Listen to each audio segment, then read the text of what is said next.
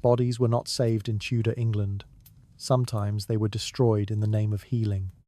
People trusted blades, powders, and prayers without knowing how close they stood to the edge. Every cure carried a secret. Every remedy hid a quiet price. And every household feared what the next breath might reveal. Tonight, we walk into that world where medicine and death often share the same hand. So, before you feel comfortable, take a moment to like the video and subscribe to the channel. Only if your heart truly wants to. If you do like it, leave a little comment letting me know what time it is where you are. Now, dim the lights. Adjust the pillow to fit your head. Maybe turn on a fan to create a relaxing atmosphere. And let's begin this journey together tonight. If one were to step into a Tudor sick room, the first thing to notice would not be the patient, but the uncertainty that wrapped itself around every remedy. Medicine existed in a world where infection was unnamed, invisible, and entirely misunderstood. Physicians spoke with confidence, yet their confidence was built on theories borrowed from ancient texts rather than evidence gathered from the bodies they touched. In this era, without antibiotics or germ theory, illness was less an opponent to be cured and more a mystery to be interpreted, as though the body were speaking a language no one truly understood. The absence of microbial knowledge shaped every tool, every diagnosis, and every hope. People believed disease drifted through the air as miasma, or settled inside the body as an imbalance between hot and cold, wet and dry. The explanations sounded sophisticated, but they were little more than carefully arranged superstition. A patient's recovery depended not on the accuracy of the treatment, but on the stubbornness of their own body, clinging to survival in spite of the hands that claimed to help. Inside Tudor towns, healers ranged from university-trained physicians to barbers who sharpened razors beside jars of leeches. All insisted they understood the secrets of illness. Few admitted how little anyone truly knew. The line between medicine and guesswork was thin, and most people crossed it without noticing.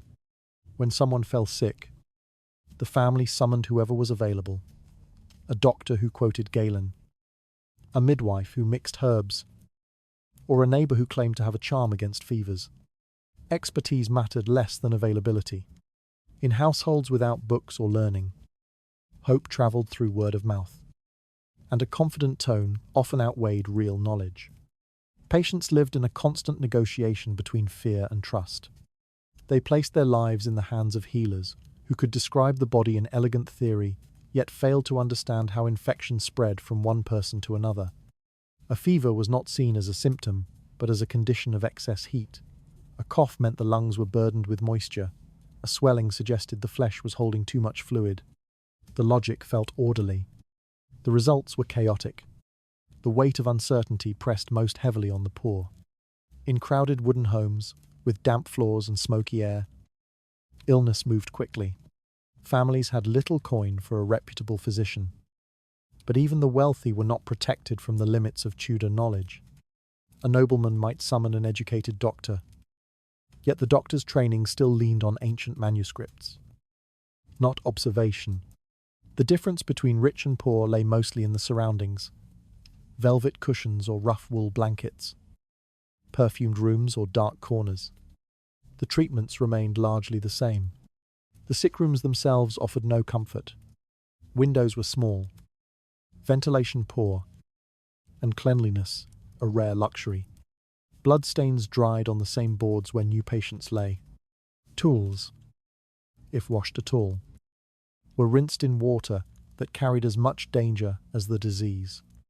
The belief that bad air caused illness meant that many homes burned herbs or kept windows closed, trapping smoke inside already stagnant spaces. The environment meant to heal often deepened the suffering. What made Tudor medicine so fragile was not cruelty, but conviction. Healers trusted theories inherited from centuries past. They believed in balance, in aligning the body with cosmic order, in purging what they thought harmful and restoring what they believed weak. These ideas gave structure to a world filled with unpredictable death. Children died suddenly. Adults withered slowly. And no one fully understood why. Medicine, though flawed, offered explanations that softened the terror. Yet even explanations had limits.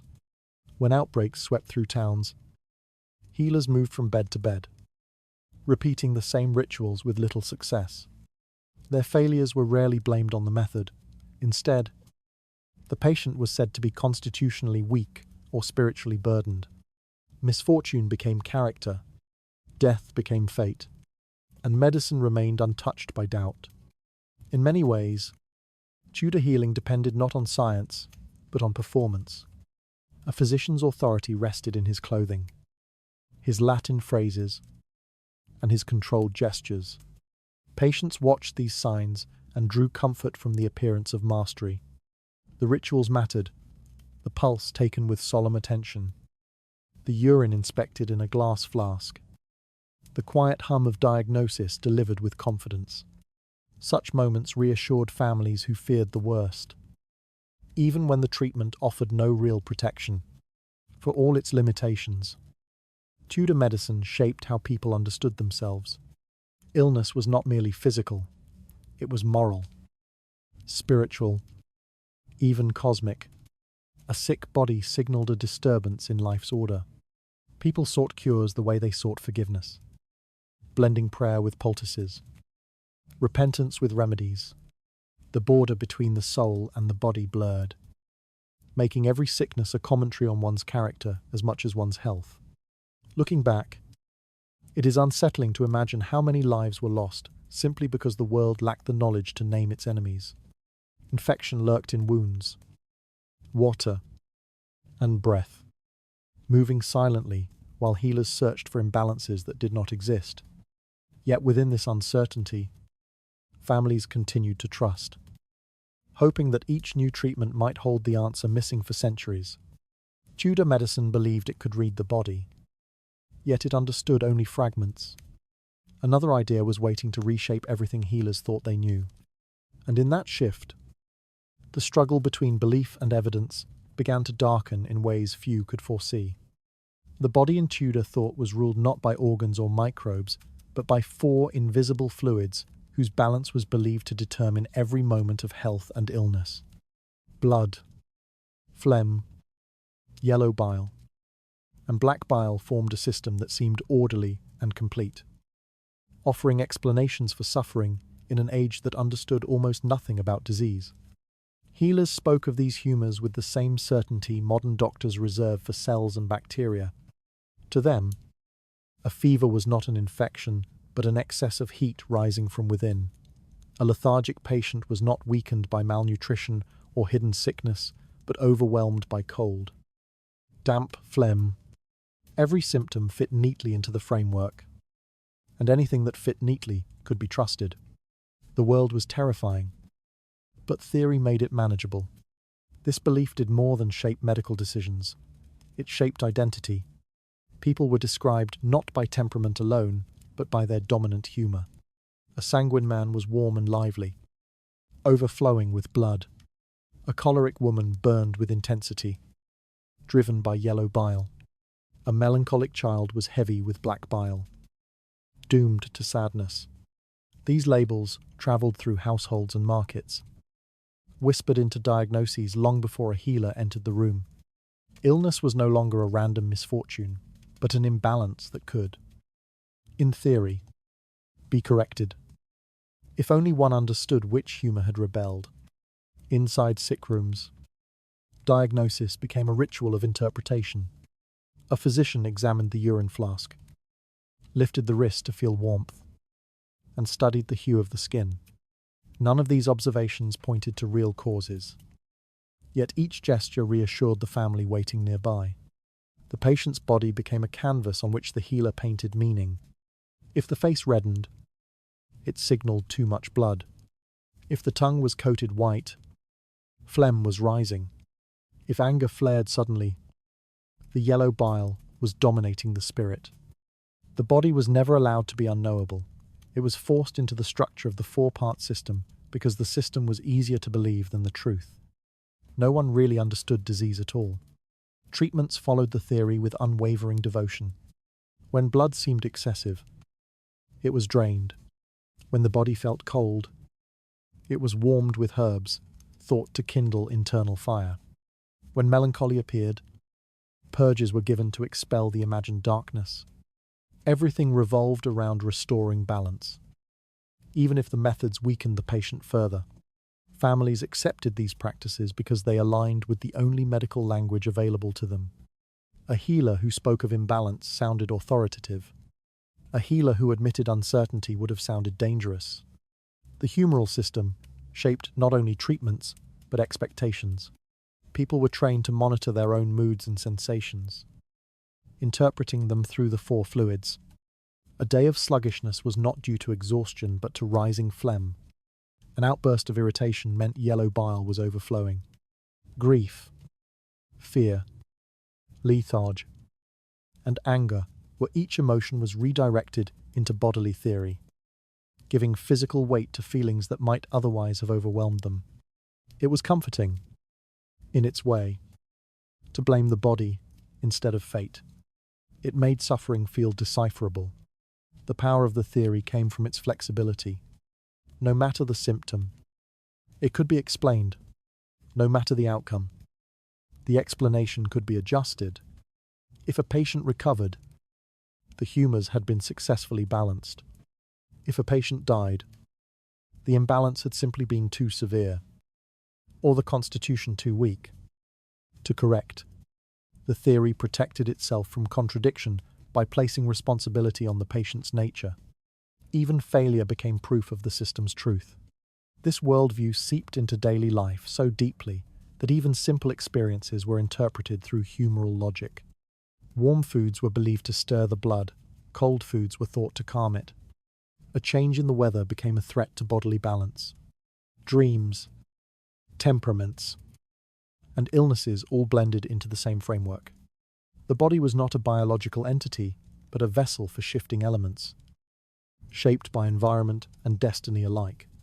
There was no room for microbes, no reason to imagine invisible invaders. The wrongness seemed to come from within. Looking back, it is startling how such a fragile theory could dominate centuries of medicine. Yet fragility did not weaken it. Its simplicity made it powerful.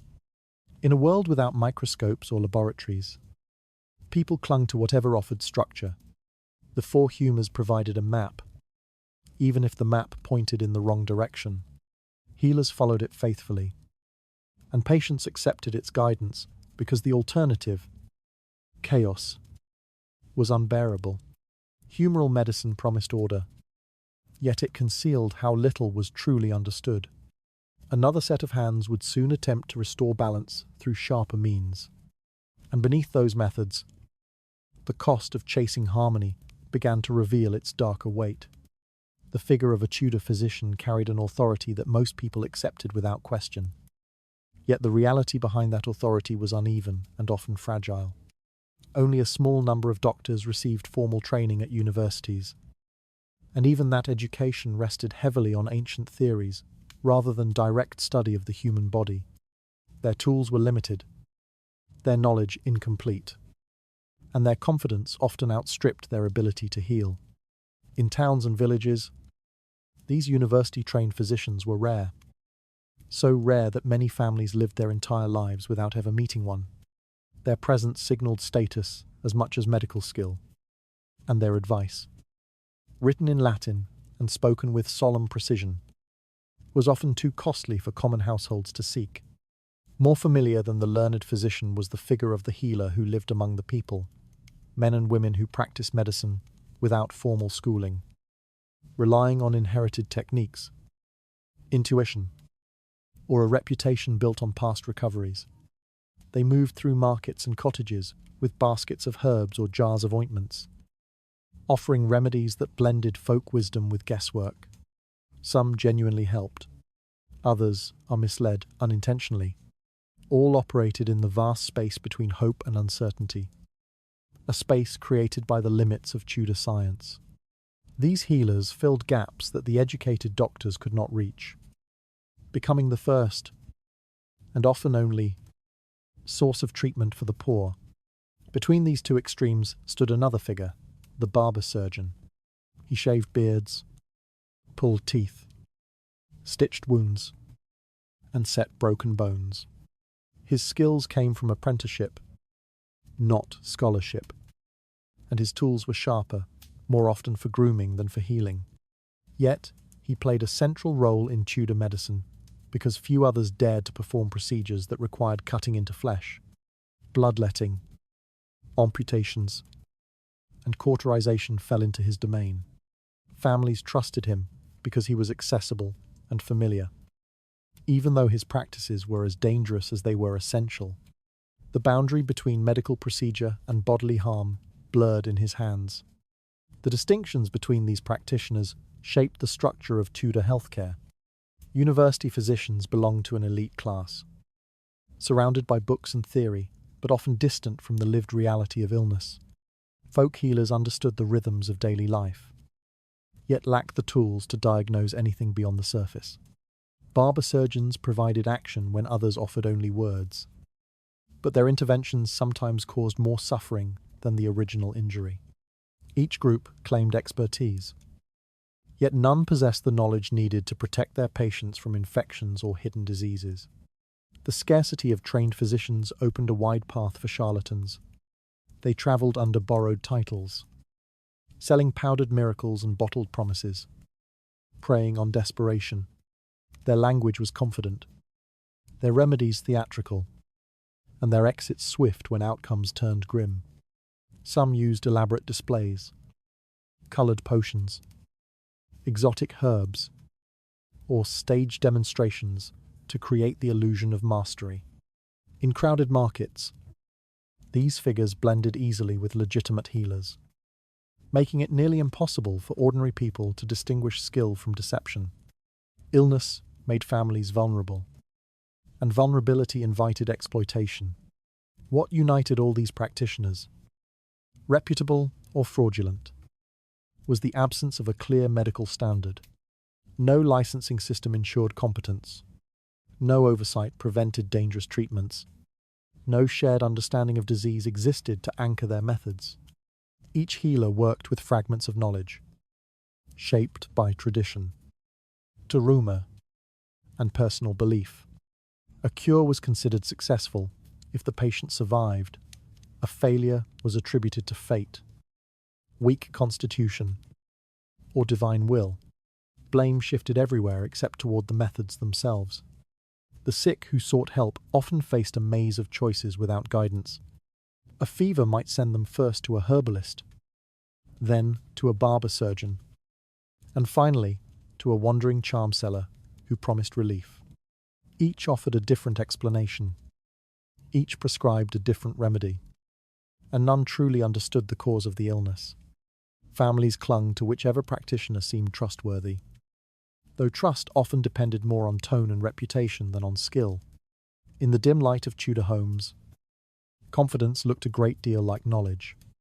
Despite their differences, all these figures helped define what medicine meant in Tudor England, a mixture of learning and superstition, ritual and improvisation, hope and uncertainty. Their presence reveals a world where healing was not a science, but a performance carried out on the fragile stage of human suffering. Patients placed their lives in the hands of those who varied wildly in training and temperament, believing that expertise could be recognized by appearance or demeanor. Yet beneath the layers of titles and tools, most healers were navigating sickness with the same limited understanding as those they treated. Tudor practitioners carried authority, but their methods revealed how thin that authority truly was. Another practice would rise beside them, promising balance through the most direct of means. In that gathering quiet, the line between cure and danger grew sharper than any blade. Bloodletting occupied a place of absolute confidence in Tudor healing, a practice carried out with the calm assurance of tradition rather than the caution of science. The sight was familiar across towns and villages. A patient seated on a wooden stool, arm extended, while a blade, a cup, or a leech was prepared with deliberate care. Every gesture, every tool, was chosen with the belief that excess or corrupted blood was the root of countless ailments. Removing it seemed logical, even merciful. Whether the patient suffered from fever, swelling, agitation, or simple discomfort, the answer was the same: open the skin and let the blood flow. The act itself varied from practitioner to practitioner. A physician might use a slender lancet to make a neat incision that bleeds quickly. A barber surgeon, more accustomed to rough work, might cut deeper, relying on experience rather than precision. In rural homes, families sometimes turned to heated cups placed against the skin to draw blood upward before slicing, or to leeches that clung silently until they swelled with the patient's blood. These methods were rarely questioned. They belonged to a lineage of belief stretching back centuries, and tradition often carried more authority than evidence. Patients submitted to the procedure with the mixture of hope and resignation common to all Tudor treatments. Some felt a momentary lightness afterward, mistaking weakness for relief. Others grew pale, dizzy, or nauseous as blood loss took its toll. The room often smelled of iron and warm skin, a reminder of how easily life could thin beneath a healer's hand. Yet, when symptoms persisted or worsened, the response was predictable. Too little blood had been removed, or the imbalance had been deeper than expected. The solution, inevitably, was more bleeding. Leeches added another layer of risk disguised as gentleness. They were used on children and adults alike, clinging to arms, legs, or even faces. Once detached, they were often rinsed and reused without thought to contamination. Disease passed silently between bodies in these small creatures. Though no one understood the mechanism, to the healer, a leech was simply a convenient tool. To the patient, it was part of a trusted ritual. The unseen dangers mattered little in a world that did not yet understand how sickness travelled. Bloodletting's hold on Tudor medicine came not from results, but from the theory behind it. If illness stemmed from imbalance, releasing blood was a direct way to restore order. To admit otherwise would unravel the entire structure of healing. So the practice persisted, even when patients weakened dramatically afterward, even when children slipped into unconsciousness, even when the line between treatment and death blurred beyond recognition. Families often watched helplessly, believing they were witnessing a necessary step toward recovery instead of a descent into danger. The emotional landscape surrounding the procedure was shaped by trust. A patient rarely questioned the healer's decision, and the healer rarely doubted the method. Failure was attributed to fate, constitution, or moral weakness rather than to the treatment itself. A patient who died after bleeding was thought to have been too ill to save, or perhaps too full of corruption for balance to return. In this way, the practice shielded itself from scrutiny. Every outcome, good or bad, could be rationalized without challenging the core belief. Even those who feared the sight of blood accepted the necessity of the act. It was described as releasing pressure, draining heat, or expelling poison. Families who hesitated were reminded that doing nothing would be far worse.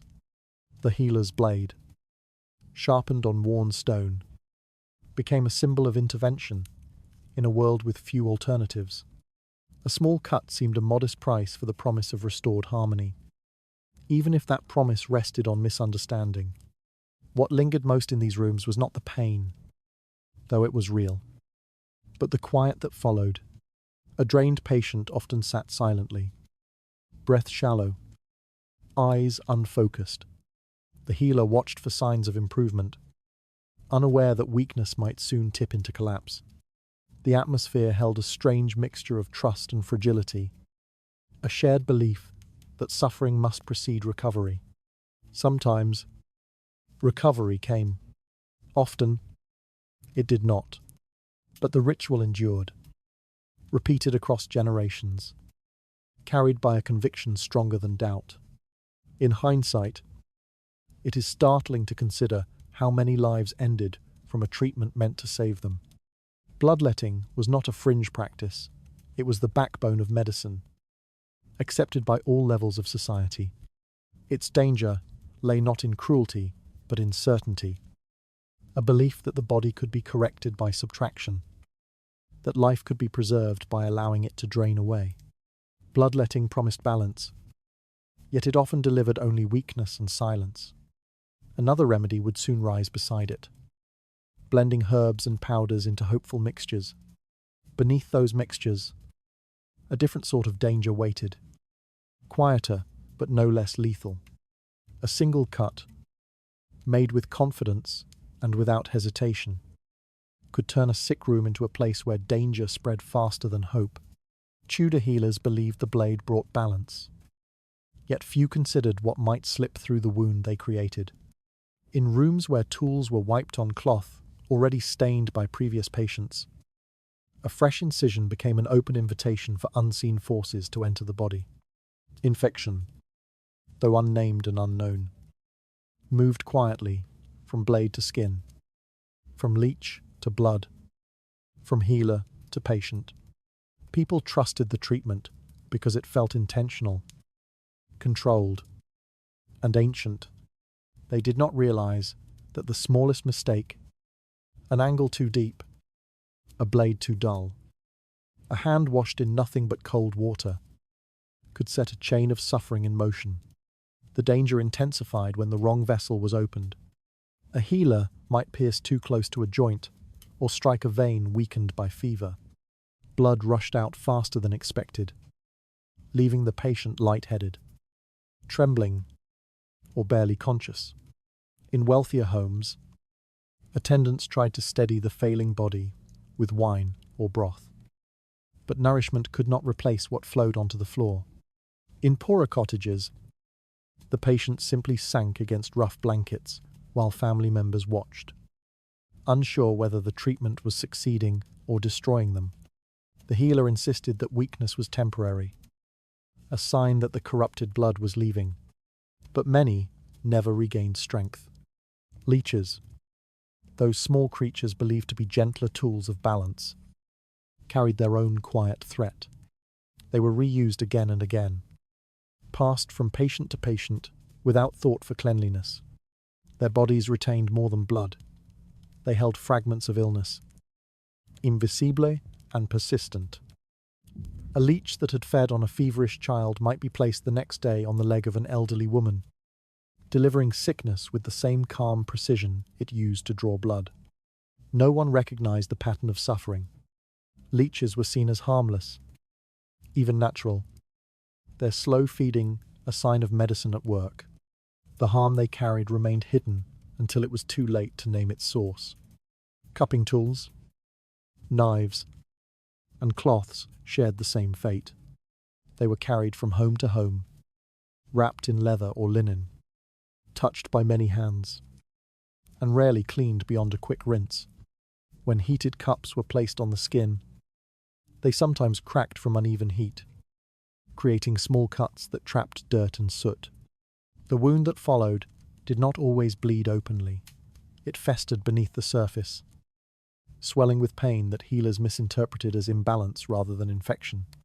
Families, trusting the expert before them, continued to allow more cuts, more cups, more leeches, unaware that they were helping illness spread deeper. The belief that treatment must be dramatic to be effective kept people willing to endure suffering. A patient who grew pale or faint was praised for bravery. A patient who cried out was urged to remember that healing required discomfort. The sick placed their lives in the hands of those who believed the body needed to be drained, opened, or forced into submission. No one considered that the cure might carry the same risk as the disease. Death, when it came, was often quiet, explained away as weakness or divine judgment rather than the direct result of the healer's own blade. Yet the most unsettling truth was not the method itself, but the confidence behind it. Healers believed entirely in what they were doing. They did not intend harm. They followed tradition, trusted teachings, and acted with purpose. Their certainty made the treatment feel safe, even when it left the patient trembling on the edge of consciousness. In this world, suffering was not a warning but a sign that the remedy was taking effect. By the time the body began to fail, the healer had already moved on to another home, carrying the same tools, the same leeches, the same risks. Families who watched a loved one decline rarely questioned the practice. They accepted death as part of life, a shadow that lingered in every Tudor household. When a patient died after a bleeding, relatives comforted themselves with the belief that nothing more could have been done. The wound was small, the ritual familiar, the healer experienced. It was easier to believe that fate had intervened than to imagine that the cut meant to save them had hastened their end. Silence protected tradition. Grief protected the healer. Looking back, it becomes clear how fragile each life was in the hands of a system that mistook danger for remedy. A cut, made in confidence, could unravel the body softly, invisibly, until strength slipped away. What was trusted as medicine often carried the seed of decline.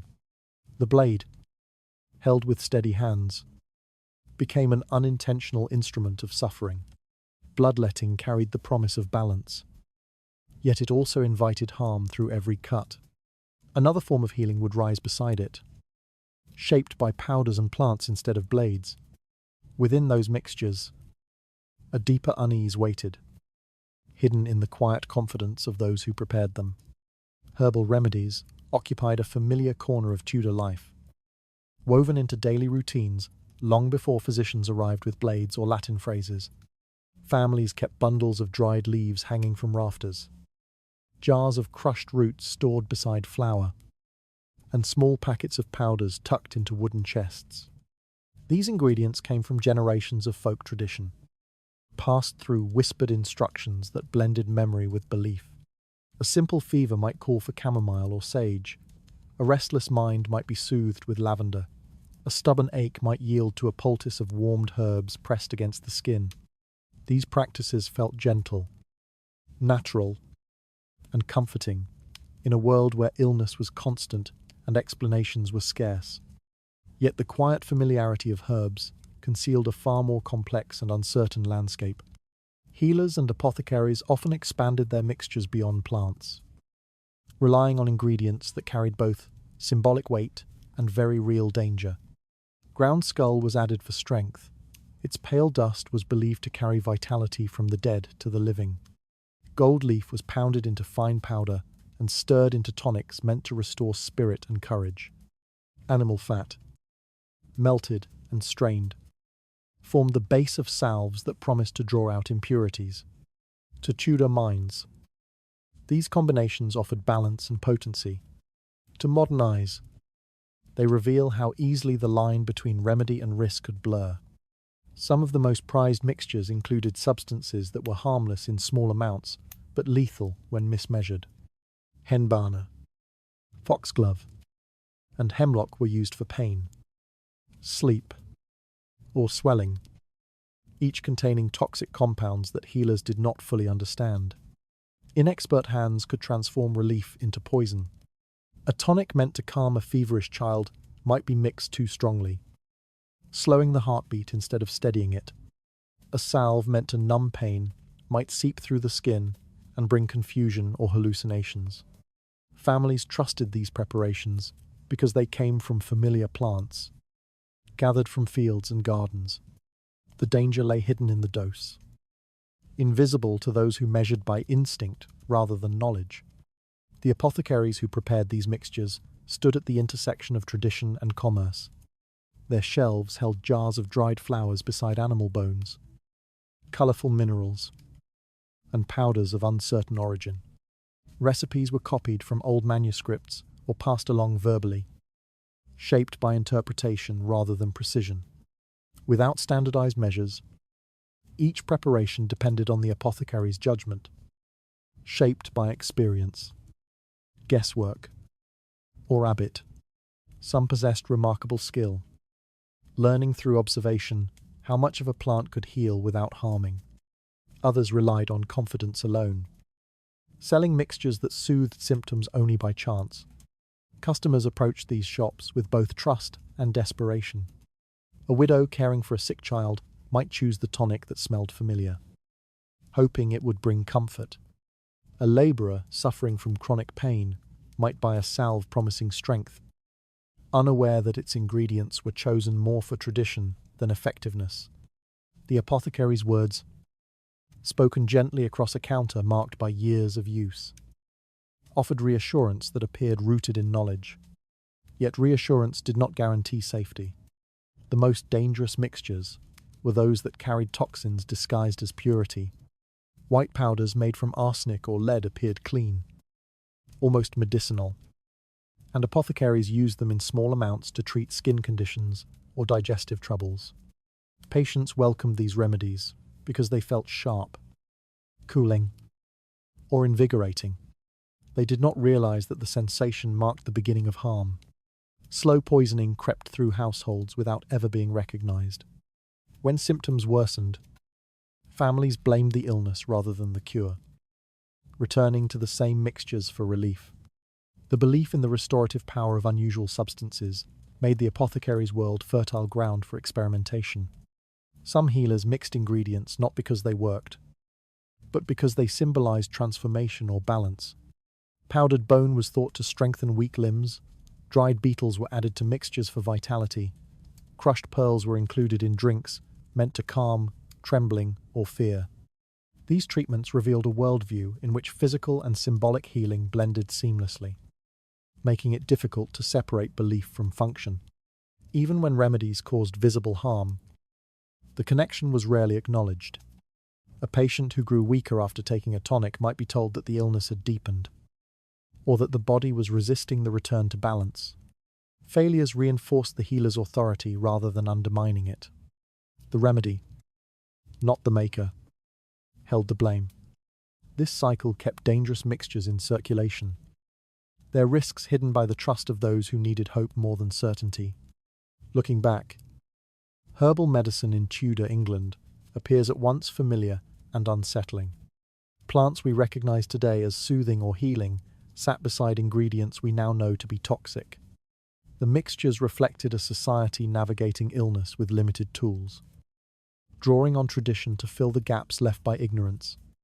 These remedies, however flawed, offered comfort in a world where safety was rare and certainty rarer still. Herbal mixtures promised relief, yet they often carried hidden risks within their fragrant blends. Another realm of treatment would reach further still, using substances drawn from the body itself in hopes of cleansing harm. From those practices emerged a different kind of danger, settling quietly where certainty should have been. Treatments involving waste occupied a strange but steady corner of Tudor medicine, accepted with a calm practicality that feels almost unimaginable now. In a world without microscopes, sterilization, or an understanding of infection, the body's own substances were seen as familiar, accessible, and strangely trustworthy. Urine, pale and plentiful, became a tool for diagnosis and remedy alike. Fetches, though foul, were believed to hold properties capable of drawing poison or corruption from the skin. These materials, taken directly from the body, seemed to offer a natural path back to balance at a time when the boundaries between cleanliness and cure were poorly understood. Urine played a central role in daily medical practice.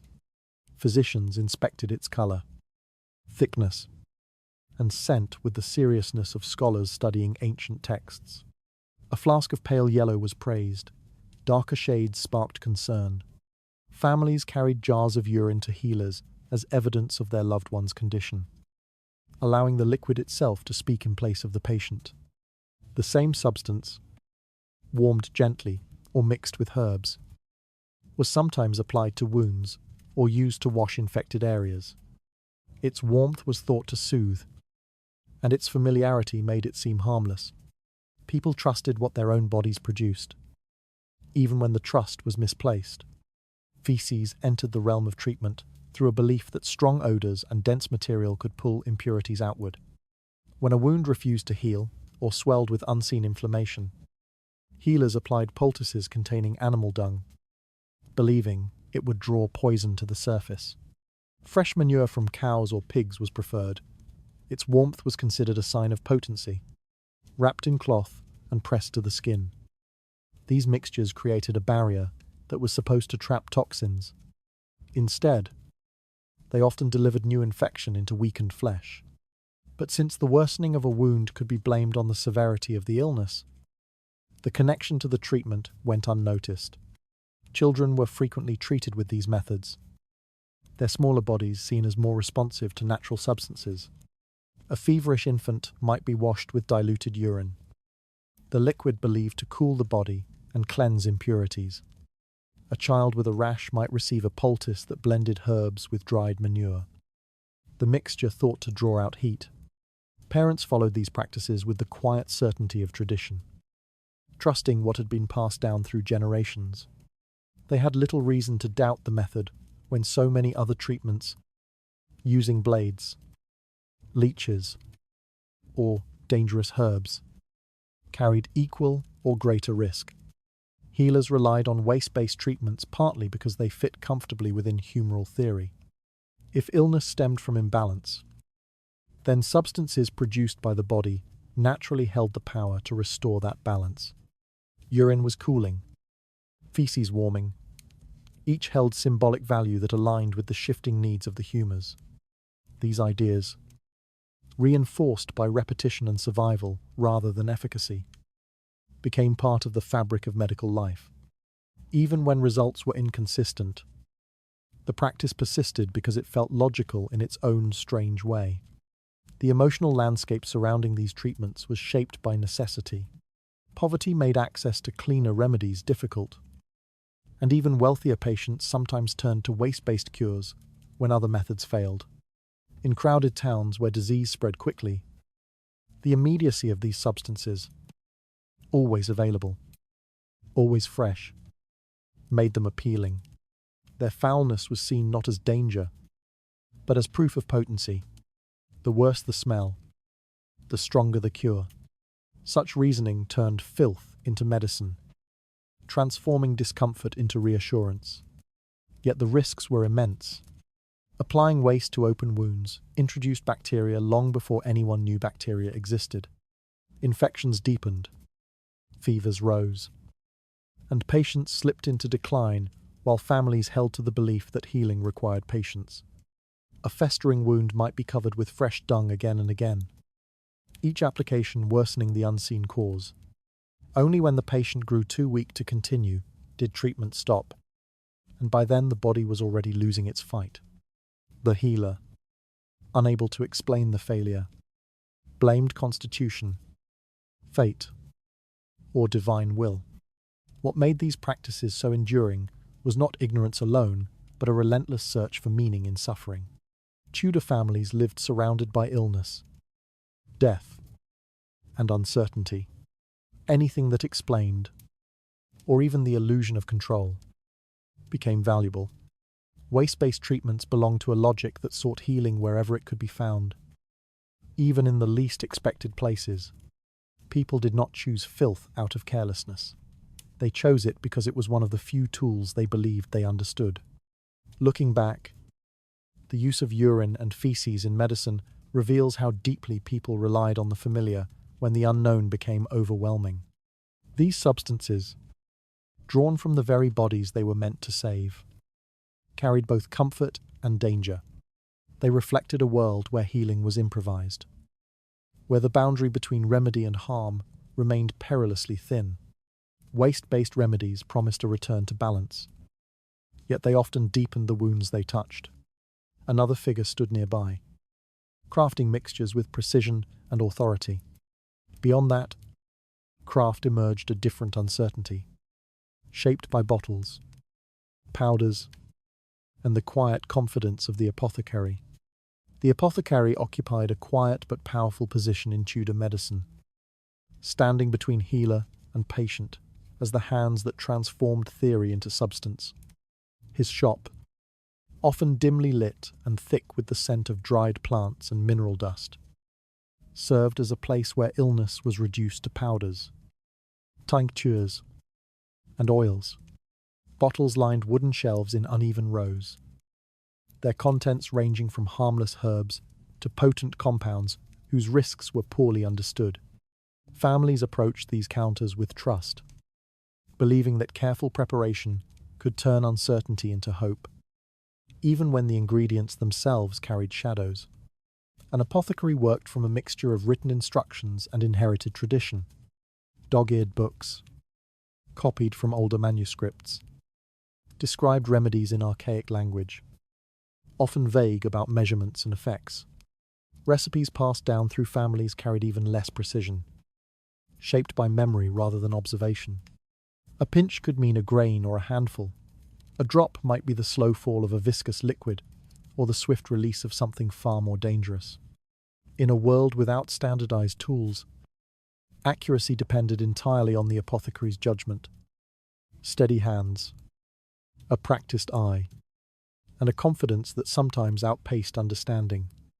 Because apothecaries were responsible for turning a physician's orders into physical remedies, they became the silent architects of treatment. A doctor might prescribe a mixture meant to warm the body or cool the humours, but the apothecary decided how strong the mixture would be, how finely the herbs were ground, and how long the powders were blended. Their choices shaped outcomes in ways few patients ever realized. A remedy too weak did nothing. A remedy too strong could overwhelm the body. Yet mistakes were rarely acknowledged as such. The limits of Tudor knowledge made it impossible to separate the failure of a treatment from the progression of the illness. The shop itself mirrored this tension between trust and danger. Mortars and pestles sat beside knives used to shave bark or bone. Bundles of plants hung from rafters, drying in the same air that carried smoke from street fires and dust from open doorways. Minerals, some benign and others toxic, were stored in small paper packets or folded cloth, their labels handwritten and sometimes smudged by age. The apothecary moved through these items with habitual ease, selecting ingredients as though choosing familiar tools. Customers saw this confidence and mistook it for mastery. Apothecaries rarely questioned a doctor's order, even when the prescription involved dangerous ingredients. Mercury, arsenic, and lead were all part of the medicinal vocabulary, believed to purge illness or strengthen the spirit. When included in small amounts, these substances sometimes produced visible effects: a feeling of warmth, a burst of energy, and a numbing of pain that patients interpreted as improvement. Neither physician nor apothecary truly understood the harm these materials inflicted on the body. Their focus remained on tradition, symbolism, and the immediate appearance of relief. What made the apothecary's role so precarious was not only the ingredients he handled, but the lack of knowledge about interactions between them. Some herbs weakened the heart, others thinned the blood, still others triggered seizures or confusion when combined. Without records or systematic study, these interactions remained hidden. A patient who collapsed after taking a remedy might be said to have a weak constitution or an illness too advanced to treat. The mixture itself escaped suspicion. In this way, risk circulated through Tudor households disguised as medicine, protected by trust and ignorance. Apothecaries also crafted treatments for those who could not afford a physician. For a few coins, a customer might purchase a general tonic, a salve for swelling, or a powder to ease sleeplessness. These mixtures were made quickly, often from ingredients that were plentiful rather than appropriate. The apothecary's authority transformed these improvisations into something that felt legitimate. A mother soothing a sick child with a bitter liquid did not consider the possibility that the potion itself might worsen the illness. Her concern was only that she had done something, anything, to help. Despite the uncertainty that shaped their work, apothecaries held the trust of their communities. They were present in times of fear, offering tangible remedies in a world where illness often felt untouchable. Their shops stood as small islands of order amid the chaos of disease. The bottles, powders, and tools created an impression of structure that comforted those who entered. Even when treatments failed, the apothecary remained a figure of respect, his craft shielded by the limits of the era. Looking back, the role of the apothecary reveals how deeply Tudor medicine relied on the appearance of knowledge rather than its reality. The mixtures he prepared carried both potential and peril, shaped by tradition rather than science. Each remedy marked an attempt to wrestle with the uncertainty of illness, even when the attempt introduced new dangers. Apothecaries offered order through their careful craft, yet their mixtures held risks no one could see. Another realm of healing turned away from powders entirely, replacing them with blades and bindings. Against that brutality, a different kind of suffering began to surface in Tudor sick rooms. Surgery in Tudor England unfolded in a world without numbness, where the body remained fully awake to every motion of the blade. No soothing vapours eased the shock, no mixtures calmed the senses, and no practiced ritual dulled the terror. The patient entered the procedure knowing that pain would be absolute and unbroken. Healers worked quickly because they had to, their hands guided by necessity rather than comfort. The goal was survival, not ease. In dim rooms thick with the smell of sweat and iron, surgery became less an act of healing and more a battle the patient was forced to endure. The preparations revealed the limits of Tudor understanding. Instead of disinfectants, cloth bindings were used to restrain the limbs, pulled tight to prevent sudden movements that could disrupt the surgeon's work. The surgeon's tools: knives, ossos, and cautery irons were wiped on whatever cloth lay nearby, the stains of previous procedures still visible along the metal edges. Cleanliness was a matter of appearance, not safety. If the blade gleamed, it was considered ready. No one questioned what unseen dangers lingered on its surface. The patient's experience began not with incision but with fear. Family members or attendants held the patient still, their grip firm on the patient's shoulders and wrists. Some whispered encouragement, others simply looked away. The surgeon chose his angle, pressed the blade to warm skin, and cut. The room filled with the patient's cry, a sound expected but dreaded. Pain scorched through the body without pause, and the mind struggled to remain tethered to consciousness. Sometimes the patient fainted quickly, offering the illusion of mercy. Other times, consciousness clung stubbornly, forcing the patient to endure the procedure moment by moment. Blood flowed freely, soaking cloth and floor alike. Surgeons attempted to minimize loss with pressure or cauterization, but their methods were crude. Hot irons seared flesh in an attempt to stem bleeding, releasing a sharp, burnt scent that lingered long after the procedure ended. For amputations, the saw moved rapidly, scraping bone while assistants held the patient's torso steady. Screams, trembling, and thrashing were expected. There were signs that life remained, even as the body parted with pieces of itself. Survival depended as much on luck as on skill. The shock of the procedure could overwhelm the heart, sending the patient into collapse before the wound was even bound. If the patient survived, the initial trauma, infection lurked in the days that followed. Without antiseptics, bandages were reused, dressings touched by hands that carried dirt, sweat, or the remains of other wounds. The skin around the incision reddened, then swelled, then darkened. Fever rose like a tide, and families watched helplessly as the patient slipped into delirium. Many never returned from that fevered state, yet surgery persisted because it was sometimes the only option. A crushed limb, a deep wound, or an abscess could kill just as surely as a surgeon's knife. Families faced impossible choices: endure the pain of the blade or face the slow certainty of decline. The surgeon's confidence, shaped by experience rather than knowledge, gave hope in moments where hope was scarce. Patients agreed to procedures because the alternative felt even more terrifying. Pain was immediate. Death, they feared, was final. In such a world, people clung to whatever possibility remained. The surgeon's role carried both respect and dread. He stood apart from apothecaries and physicians, defined not by theory but by action. His hands bore the marks of his work: scars, hardened skin, and the lingering scent of cauterized flesh.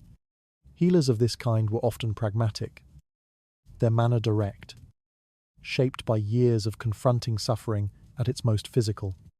Their success was measured in limbs saved, wounds closed, and lives preserved long enough to heal. Their failures were buried quietly, attributed to fate or divine will, rather than the inherent danger of the craft.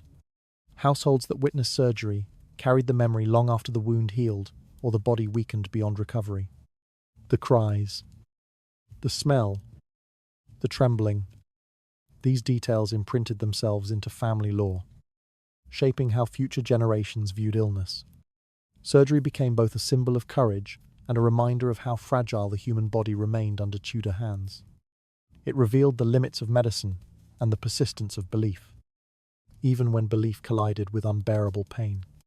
Looking back, Tudor surgery exposes the starkest contrast between intention and outcome. Healers sought to save, yet their methods inflicted suffering that often surpassed the injury itself.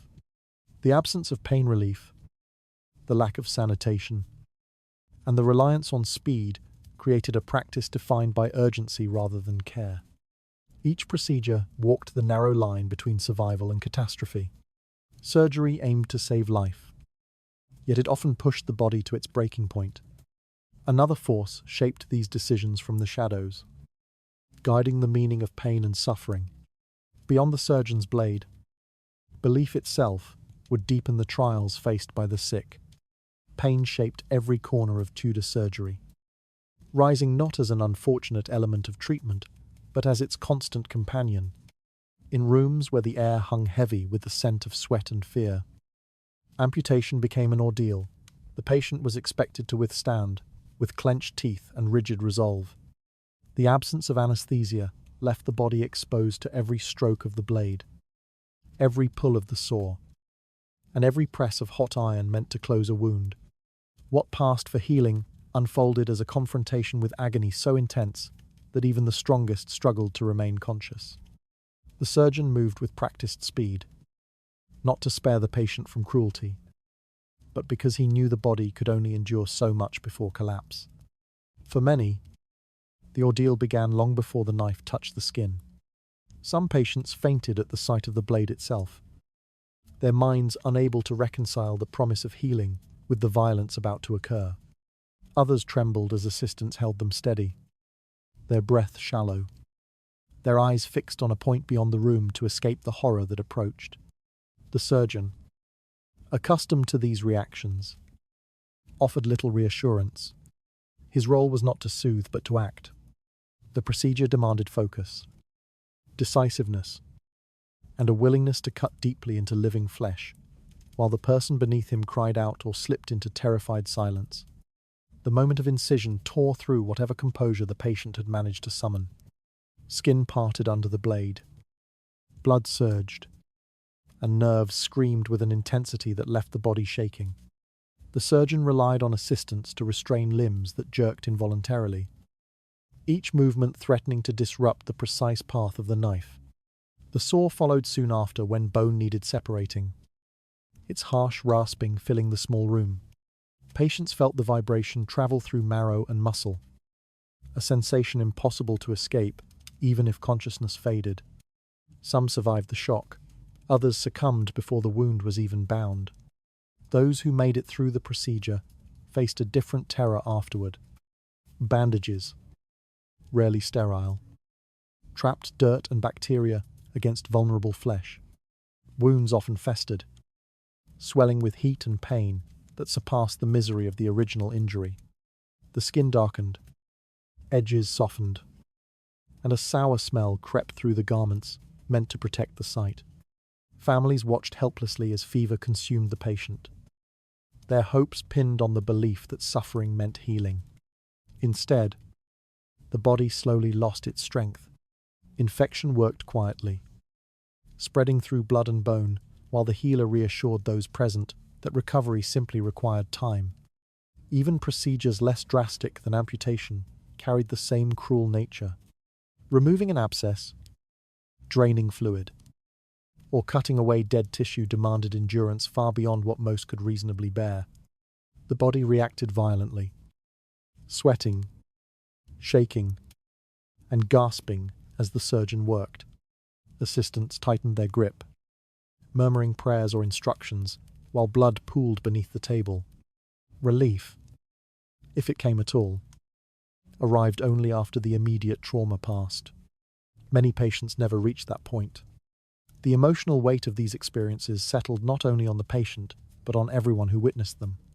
Families stood in the corners of the room, gripping each other's hands as they listened to the cries of someone they loved. Children learned early that healing could be as frightening as illness. The memory of a single procedure lingered for years, shaping how entire households viewed sickness. Pain became the price of survival, more feared than death itself, yet accepted as an unavoidable part of life. Surgeons bore their own burdens, though their work demanded a detachment that bordered on severity. Over time, they learned to ignore the screams, the pleading, the terror that flickered in a patient's eyes. They focused instead on speed and outcome, convincing themselves that decisiveness spared more lives than hesitation.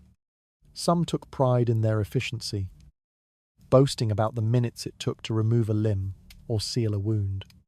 What they could not see, or would not admit, was how their confidence masked the suffering that followed. Looking back, Tudor surgery reveals the darkest intersection of belief and necessity. Healers sought to preserve life, yet their methods inflicted torment that often overshadowed the illness itself. The body was pushed to its limits not because of malice, but because knowledge had not yet offered gentler alternatives. Pain ruled every decision, every movement, every hope for recovery. Surgery promised survival, yet it delivered agony that few could withstand unchanged. Another force shaped how these trials were understood, guiding families to interpret suffering through a spiritual lens. Beyond the physical wounds, belief itself would deepen the struggle between hope and despair. Religious belief shaped the Tudor understanding of illness so deeply that many people viewed sickness not as a physical condition, but as a message from God. A fever might signal divine displeasure. A persistent cough could be interpreted as a call to repentance, and a sudden decline in health was often seen as punishment for sins unconfessed. In homes lit by candles and burdened by uncertainty, the boundary between spiritual judgment and bodily disease blurred until they became indistinguishable. Suffering, rather than prompting medical intervention, frequently led families first to prayer, confession, and attempts at moral purification. The body's failure was read as a reflection of the soul's need for correction. Clergy played a central role in these interpretations. Priests visited the sick alongside healers, offering absolution, blessings, and guidance meant to restore spiritual balance before physical balance could be considered. Their presence carried weight. Many believed that without spiritual cleansing, no remedy, herbal, surgical, or otherwise, could truly work. A patient struggling with illness might first be urged to confess forgotten sins, mend broken vows, or renounce misdeeds imagined or real. Only after this spiritual labor did some families consider calling a physician or apothecary. In this sequence of priorities, the soul consistently outranked the body. For many, the pain of illness served as a form of purification. Families spoke in hushed tones about the lessons God might be teaching through suffering. A child's fever was framed as a test for the household. An adult's lingering ailment became an opportunity to reflect, interleaven himoj, or renew faith. These beliefs offered comfort by giving suffering meaning. Yet, they also trapped people in a cycle where physical decline was tolerated longer than it should have been. Some refused even basic treatment, convinced that interfering with divine will would bring greater misfortune. This perspective extended into community behavior. When sickness spread through a neighborhood, people sometimes attributed it to collective sin rather than contaminated air or shared water sources. Instead of seeking changes in sanitation or treatment, they organized days of fasting, prayer, and public confession. Churches filled with families pleading for mercy, convinced that healing would come only when God deemed the lesson complete. Even when death swept through towns, many interpreted it as part of a larger spiritual narrative rather than a pattern linked to environment, contagion, or inadequate medical care. Healers themselves were not immune to these beliefs. Physicians who followed humoral theory nevertheless acknowledged the role of divine will, framing their treatments as tools that could succeed only with God's blessing. When a patient failed to recover, a healer might suggest that the illness lay beyond human control, deflecting blame from the limitations of medical practice. This blending of spiritual and medical authority reinforced the trust placed in both priest and physician. Even when results were grim, the explanation soothed families, but it also made it nearly impossible to challenge ineffective or harmful treatments. Religious conviction influenced the choices people made about when and how to seek help. A patient who believed their illness was divinely ordained might refuse surgery even when it offered the only chance at survival. Another might avoid herbal remedies, fearing that attempting to ease the pain would signal defiance toward God's judgment. Some avoided apothecaries entirely, choosing instead to rely on prayer vigils and holy water. These decisions often deepened suffering, yet they were embraced with quiet certainty, shaped by a worldview in which obedience held greater value than relief. The emotional weight of these beliefs shaped how families experienced illness. Watching a loved one decline became not only a medical crisis, but a spiritual test. Grief mixed with guilt, as relatives wondered whether their prayers lacked sincerity or whether hidden faults had invited divine punishment. Even children were not spared this burden. Their deaths were mourned with a sense of tragic inevitability, framed as God reclaiming what was his. Such interpretations carried an ache that lingered long after the illness ended, binding sorrow to faith in ways that were difficult to untangle. Yet, religion also offered comfort. When no treatment succeeded, when healers exhausted their tools, when the body weakened beyond recovery, faith provided a language for acceptance. Families found solace in the belief that suffering had purpose, that death was not arbitrary, and that the sick would find peace beyond the reach of earthly pain. It softened the harshness of Tudor medicine, even as it shaped decisions that often worsened the physical toll. Looking back, the influence of religion reveals a world where the meaning of illness mattered as much as its cause. Tudor families lived with limited medical knowledge, and in that gap, belief stepped forward to fill the void. Spiritual interpretations provided structure in a world filled with uncertainty, guiding choices and shaping outcomes in ways neither priests nor physicians fully understood. Faith offered explanations for suffering, yet it also discouraged the search for safer remedies. Another group carried its own traditions into Tudor sick rooms, offering comfort through practices older than the church itself. Along those traditions, the line between healing and harm grew even more uncertain. Folk healing shaped the daily lives of Tudor households in ways that formal medicine never could. While physicians belonged to a distant world of Latin texts and elite training, the work of midwives and traditional healers unfolded quietly inside kitchens, birth rooms, and small chambers warmed by the heat of the hearth. Women relied on these figures, not because they rejected medical theory, but because folk practitioners were present, nearby, familiar, and woven into the rhythms of ordinary life.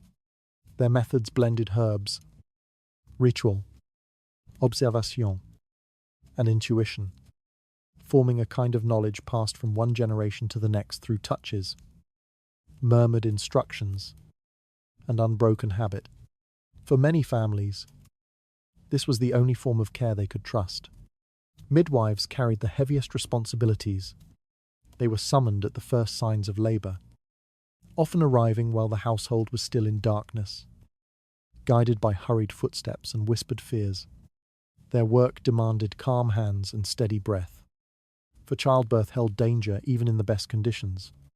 They prepared warm cloths, brewed infusions meant to ease pain, and pressed gentle palms against the abdomen to measure the child's position. When complications arose, they relied on experience rather than written rules. A shift of weight, a colour change, a sudden silence. These signs told them far more than any learned treatise. Their knowledge was practical and immediate, shaped by hundreds of births witnessed up close. Beyond childbirth, midwives tended to the smaller ailments that formal medicine dismissed. They soothed infants with teas made from chamomile and fennel, wrapped aching limbs in warm poultices, and mixed powders meant to ease fevers that swept through crowded neighbourhoods. Their work often strayed into the realm of ritual, not because they believed themselves magical, but because Tudor families saw no boundary between spiritual and physical care. A whispered blessing might accompany an herbal mixture. A gesture meant to ward off harm might be performed beside a steaming pot of boiled roots. These actions reassured families who feared forces they could not see. Yet familiarity bred suspicion as easily as trust. When illness lingered or death struck unexpectedly, the healer's presence became a source of doubt. A mother whose newborn failed to breathe might cling to the memory of a midwife's tincture or chant, convinced it had carried some hidden danger. Neighbours whispered that remedies too effective or recoveries too sudden hinted at unnatural influence. In a world where misfortune demanded explanation, midwives found themselves in the path of fear. Accusations of witchcraft surfaced most often when bodies failed to respond, not because the healer had done wrong, but because the family needed a reason. Folk healers faced this tension daily. They walked into homes ready to offer comfort, yet carried the knowledge that failure, something no healer could fully avoid, might turn their kindness into a curse in the eyes of the grieving. Some worked in secrecy, choosing not to display their tools or mixtures openly.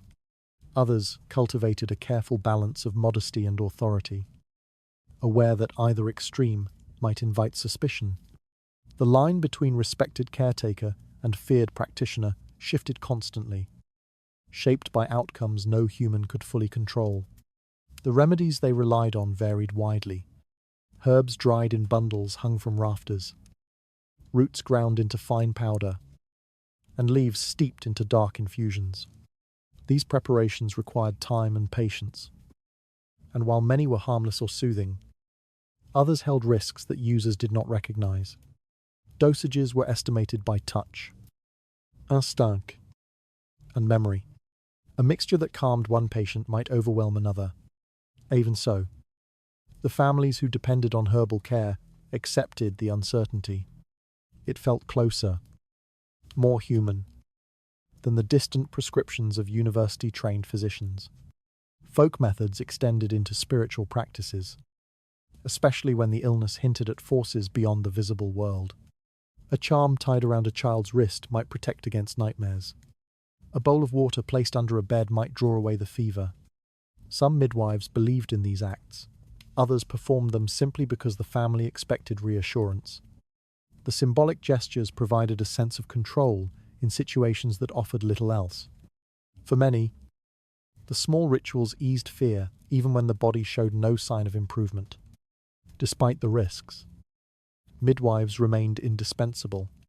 They were available at all hours, accepted payment in whatever form a family could offer, and worked with a dedication born of necessity rather than prestige.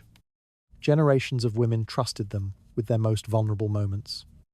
Their authority came not from books, but from presence. Steady, familiar, and immediate in a world where illness granted little time for hesitation. Their position, however, was precarious. When healers succeeded, their skill was praised. When they failed, suspicion threatened to overtake gratitude. A child's death, a mother's fever, a wound that grew worse instead of better. Any of these could shift the community's trust. Fear turned quickly to accusation, especially when desperation sought an outlet. Rumors spread that certain women knew too much about herbs or spoke too confidently about outcomes. In towns where misfortune demanded explanation, these whispers hardened into claims that they wielded harmful influence. Some midwives were dragged before local authorities, forced to defend their work in rooms filled with suspicion rather than understanding. Their vulnerability revealed the fragile balance of Tudor healing. Folk medicine thrived because it offered comfort, yet it was constantly threatened by the fear that surrounded every unexplained illness. Midwives walked a narrow path, honored for their skills, yet shadowed by the possibility of blame. Their stories reveal a world where desperation and trust coexisted, each shaping how families understood the care they received. Folk healers offered guidance shaped by closeness, yet their work unfolded under the weight of fear and expectation. Another place of healing waited beyond these homes, where illness gathered in crowded rooms, and tools bore the marks of endless use. Through those rooms, the struggle between treatment and danger took on an even harsher form. Hospital spaces in Tudor England bore little resemblance to what modern minds imagine when thinking of care. These were not dedicated buildings constructed for healing, but improvised rooms carved out of churches, poorhouses, and communal dormitories where the sick lay side by side in long, crowded rows, air heavy with breath, sweat, and the echo of whispered prayers drifted beneath, rafters blackened by smoke, straw mattresses flattened under the weight of bodies that shifted restlessly, each movement stirring dust and the faint smell of decay. In these rooms, suffering did not isolate itself, it accumulated, spreading quietly across shared spaces where separation felt impossible. Clean water was scarce. Buckets filled from nearby wells often carried the same contamination that sickened entire neighborhoods. Yet they were used to wash faces, rinse tools, and fill cups for patients whose thirst grew unbearable. No one questioned the cloudy surface of the water or the grit at its bottom. The need for relief overshadowed any concern for purity. Bandages boiled only once, or not at all, were reused until their fabric stiffened from layers of dried blood. Nurses, often volunteers or untrained workers, tied them tightly around wounds still warm from recent incisions, unaware that each reuse deepened the risk of infection. Surgical tools revealed the same neglect. Knives dulled by repeated use were wiped on cloths already stained with previous procedures. Saws bore remnants of bone dust and dried marrow, evidence of amputations performed earlier in the day. Iron instruments cooled slowly after being heated in open flames, more to stiffen resolve than to sterilize. Blood clung to handles, seams, and teeth, settling into places no hand thought to clean. The idea that invisible forces might cling to these surfaces had not yet reached Tudor understanding. So instruments moved from one patient to the next without pause or hesitation. Beds offered no safety. Patients with fevers lay inches from those recovering from wounds, and the proximity allowed illness to pass easily from one body to another. Shared bedding absorbed sweat, pus, and the fluid that leaked from untreated sores. Sheets were rarely changed, partly from lack of resources, and partly from the belief that rest mattered more than hygiene. As days passed, the fabric grew heavy and damp, holding the scent of sickness so deeply that it never fully faded. Visitors entering these rooms could distinguish the miasma before they saw the patients themselves. Ventilation was poor in spaces repurposed for healing. Windows remained closed during cold months, trapping the air that patients exhaled. Candle smoke layered a faint haze above the beds, creating a haze that obscured corners and blurred outlines. Some believed foul air itself caused disease. Yet little was done to clear it. Efforts focused instead on prayer or simple rearrangement of furniture. Families stood at the edges of rooms, gripping hands or rosaries, their eyes drawn again and again to the pallor of their loved ones. Even the healthy left such places with the smell of sickness clinging to their clothes. Food and waste were handled in similarly careless ways. Bowls of broth cooled beside chamber pots left too long under beds. Rats slipped between shadows, attracted by crumbs and the warmth of bodies too weak to move. Nurses stepped carefully to avoid spills, but mishaps were inevitable on floors slick with unwashed residue. These conditions shaped the progression of disease as much as any wound or fever. Bodies already weakened by illness faced new threats each day, not from the original cause of their suffering, but from the environment meant to aid recovery. Despite these dangers, hospitals remained the only refuge for many. Poor families who lacked space at home brought their relatives to these communal rooms in hopes that proximity to other patients would encourage attentive care. The reality offered little comfort. Overwhelmed workers moved quickly through the rows, checking pulses, adjusting blankets, or administering simple remedies. Their efforts were earnest, yet limited by the very surroundings that suffocated the sick. What help they offered often faded beneath the weight of infection, exhaustion, and overcrowding. Visitors felt the quiet desperation that settled over these spaces. They watched as healers worked without proper tools or guidance and saw how one patient's decline mirrored the next. Conversations grew hushed, as though speaking too loudly might draw misfortune closer. Families exchanged glances that revealed a shared fear. Recovery seemed less likely with each passing hour spent in the stifling room. Many left with the sinking realization that their loved ones were safer at home, even without treatment, than in a place so completely overtaken by disease. The hospital environment shaped outcomes as much as the treatments administered. A simple cut might have healed under cleaner conditions. But in these rooms, it transformed into a festering threat that consumed strength rapidly. Fevers overwhelmed bodies, already drained by the strain of shared air. Breathing itself became heavier, slower, and more labored. Every patient bore not only their own illness, but the weight of the collective suffering around them. The line between care and danger blurred until it was barely discernible. Looking back, these makeshift hospitals reveal how deeply Tudor medicine struggled with what lay beyond human sight. The absence of sanitation was not neglect, but a reflection of limited knowledge. People did what they could within the boundaries they understood, even as their efforts inadvertently worsened the pain they sought to ease. Hospital rooms promised shelter, yet they harbored the very dangers they hoped to keep away. Another household faced these risks differently, turning to treatments reserved for those with wealth and influence. Across those private chambers, the promise of better care revealed its own contradictions.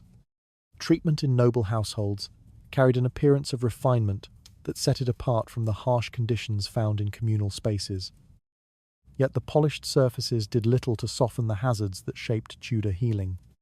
Wealth granted access to educated physicians who arrived with heavy books, polished instruments, and an air of authority that offered reassurance even before a remedy was chosen.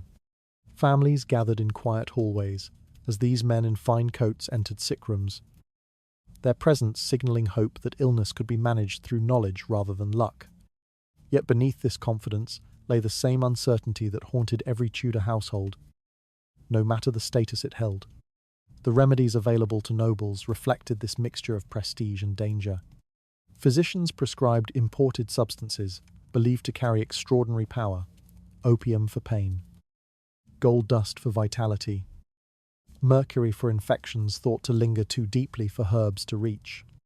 These materials arrived in small, carefully sealed containers, handled with respect and administered with precision. Their rarity lent them an air of importance, and the cost ensured that families felt compelled to believe in their effectiveness. When a patient swallowed a mixture containing gold, it symbolized the hope that something precious might tip the balance toward recovery. The effects, however, were far from gentle. Opium dulled pain but clouded the mind, leaving patients drifting in and out of awareness as the illness advanced unchecked. Mercury, harsh and unforgiving, burned through the body with a bitterness that signaled its presence long before any improvement appeared. Gums bled, skin cracked, and tremors seized the hands of those who took too much.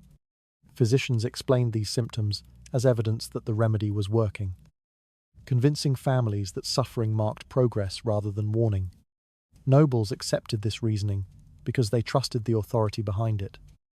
Even as the patient weakened visibly, gold dust held its own allure. Mixed into drinks or powdered onto the tongue, it represented purity, strength, and the belief that precious metals could restore internal harmony. The shimmering particles caught the light as they dissolved, giving the impression of transformation. Yet the body gained little from these substances. They passed slowly through the system, offering no healing and at times causing blockages or strain. Still, the symbolism outweighed the risk in the minds of many. When illness deepened, the family simply increased the dosage, convinced that more of something valuable must mean greater benefit. Physicians serving noble households confronted their own limitations. Their books provided structured knowledge, yet much of it rested on theories that misunderstood the body's workings. When treatments failed, they attributed the decline not to their remedies, but to the patient's constitution or to divine will. Families accepted these explanations with quiet resignation, partly because contradiction felt disrespectful, and partly because no alternative seemed credible. Discomfort became a sign that the body was resisting illness with vigor, even when that discomfort was caused by the remedy itself. Household environments shaped treatment in subtler ways. Sick rooms in noble residences were cleaner than communal hospitals, but they still bore the marks of limited understanding. Windows remained closed to preserve warmth, trapping stagnant air that accumulated around the patient's bed. Perfumed cloths were placed near the face to mask the scent of illness. Yet they also masked signs of infection that healers needed to recognize. Servants moved quietly through the space, bringing broths, adjusting blankets, and preparing mixtures that varied with each physician's preference. Despite their efforts, recovery often remained elusive. Nobles relied heavily on the appearance of control. Every action, from calling a respected physician to purchasing expensive remedies, created the illusion that illness could be managed through wealth and choice. Yet the outcomes mirrored those of poorer households more closely than anyone wished to admit. Fever persisted despite gold and mercury. Wounds worsened despite imported ointments. Death swept through noble families as readily as it did through the streets, indifferent to the status of those it touched. Privilege softened the surroundings, but it could not alter the fundamental limits of Tudor medicine. The emotional weight of this contrast grew heavy within noble households. Family members sat beside the bed, their hands resting gently on linens embroidered with symbols of legacy and lineage.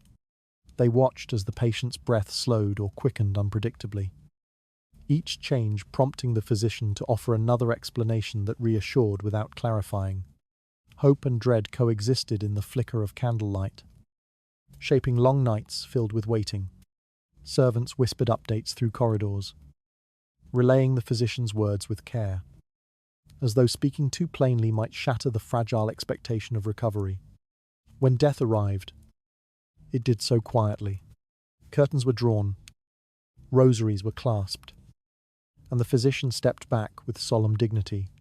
Families mourned the loss with rituals meant to preserve honor. Yet beneath these gestures lay a deeper awareness that wealth had offered no protection. Remedies that should have saved instead hastened decline. The belief that imported substances carried extraordinary healing power remained unchallenged. But each loss added to a growing unease that something fundamental had been misunderstood. Looking back, noble households reveal a different facet of Tudor medicine, one in which privilege amplified risks by wrapping them in trust and ceremony. The appearance of sophistication masked the reality that treatments remained experimental, harsh, and deeply flawed. Wealth opened doors to remedies unavailable to most, but it also exposed patients to dangers disguised as advancements. Noble care promised refinement, yet it still rested on fragile foundations. Another influence shaped these outcomes from the shadows, one that reached into the body itself and altered the very way healers understood life and death. Through that unfolding awareness, the limits of knowledge became impossible to ignore. Illness inside Tudor palaces unfolded behind walls that hid suffering beneath layers of ceremony and polished stone. Courtiers moved through bright corridors, whispering reassurances. But the sick rooms they passed were dim, thick with the stillness that settled around failing bodies. Here, the dangers of elite medicine revealed themselves more sharply than anywhere else. Remedies crafted from gold, mercury, and crushed minerals shimmered with promise, yet carried consequences that clung to the skin, the breath, and the blood long after they were swallowed. The glow of privilege offered no barrier against the harm waiting inside each dose. Mercury, prescribed for infections that baffled physicians, left its mark in slow and unmistakable ways. Shiny ointments applied to sores caused the skin to redden, then peel, then open into ulcers that refused to close. The metal seeped inward, traveling through the bloodstream until trembling hands and faltering speech exposed its reach. Servants wiped away the drool that collected at the corners of the patient's mouth, a quiet duty performed long before anyone dared question the treatment itself. Physicians insisted these reactions showed the remedy's strength. Families, fearful of appearing doubtful or ungrateful, accepted the decline as part of the healing process. Behind embroidered curtains, bodies weakened under the weight of the cure. Gold treatments, prized for their purity, carried their own cruelty. Powders, mixed into wine or broth, promised to drive out illness, but often brought blindness, turning bright chambers into a shapeless blur. Patients described halos of light or sudden darkness, and physicians answered with calm explanations about the body adjusting to renewal.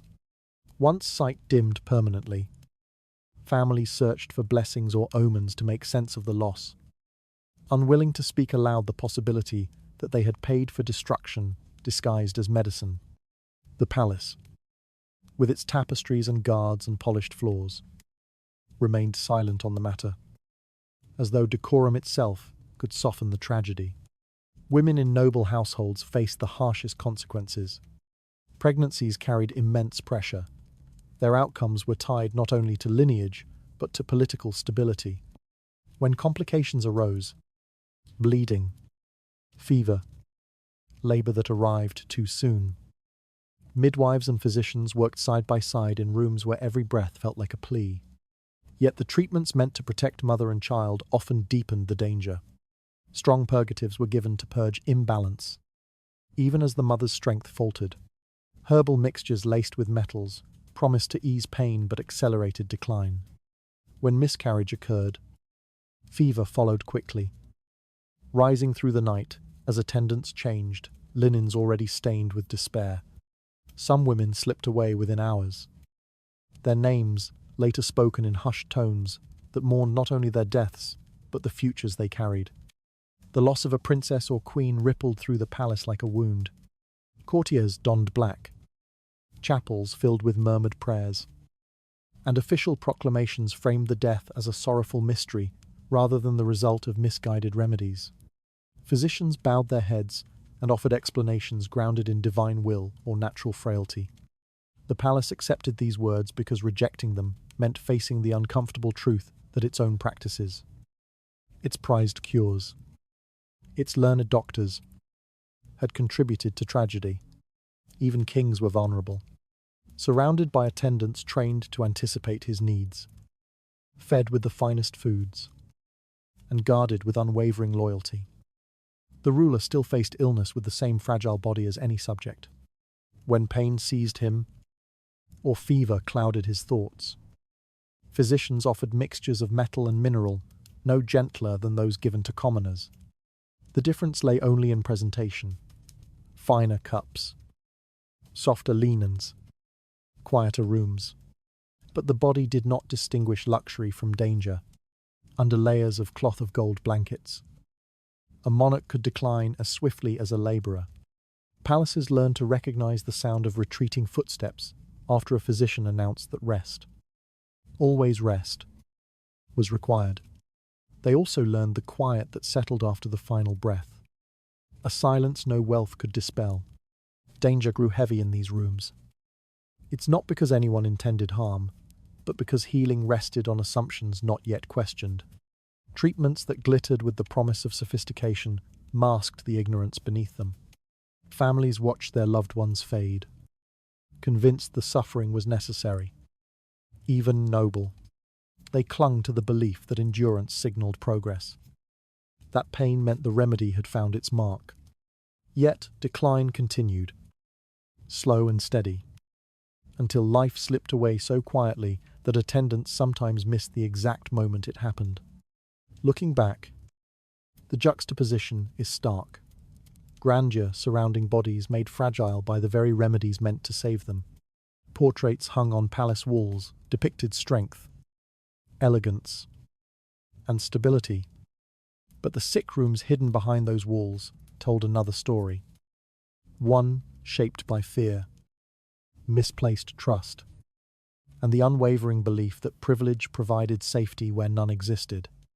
The quiet deaths that unfolded in these chambers reveal how deeply Tudor medicine misunderstood the dangers it created, and how fully noble families submitted to the rituals that sealed their fate.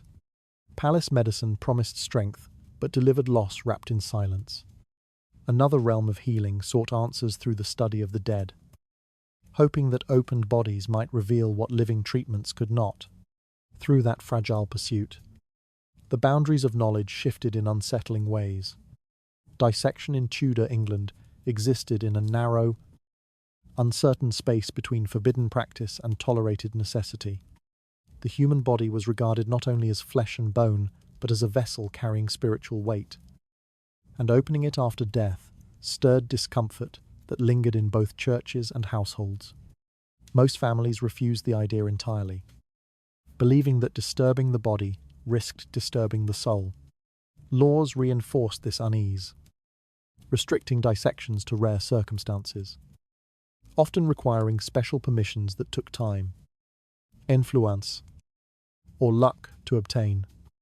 Knowledge, as a result, grew slowly and unevenly, shaped less by curiosity than by the strict boundaries imposed upon it. Medical schools struggled within these limits. Students crowded into dim lecture rooms to observe dissections they had waited months or even years to witness. The body on the table was almost always that of a condemned criminal, delivered not for the sake of science, but as an extension of punishment.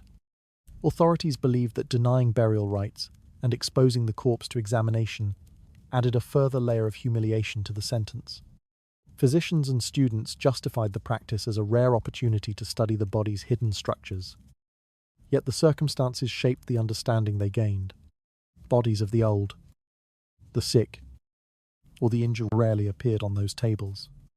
Instead, young men executed for crimes became the default subjects, skewing the anatomical knowledge built upon them. Conditions surrounding these dissections added to the uncertainty. Bodies arrived stiff with cold, carried from the gallows to small chambers where they were laid under flickering candlelight. The tools used to open them were simple: knives, saws, hooks, bearing none of the precision later generations would take for granted. The instructor stood at the center, cutting through flesh while students leaned in, notebooks open, struggling to capture details before decay began its slow intrusion. The smell settled heavily in the air, forcing some to look away even as they tried to understand the structures revealed before them. Decay shaped the pace of learning. Without methods to preserve the body, instructors raced against time. Organs softened, colors deepened, and distinguishing one tissue from another became increasingly difficult. Students wrote detailed descriptions yet disagreed on what they observed. A structure visible in one dissection might collapse too quickly to study in the next. The inconsistency left gaps that were filled with speculation, repetition, and inherited error.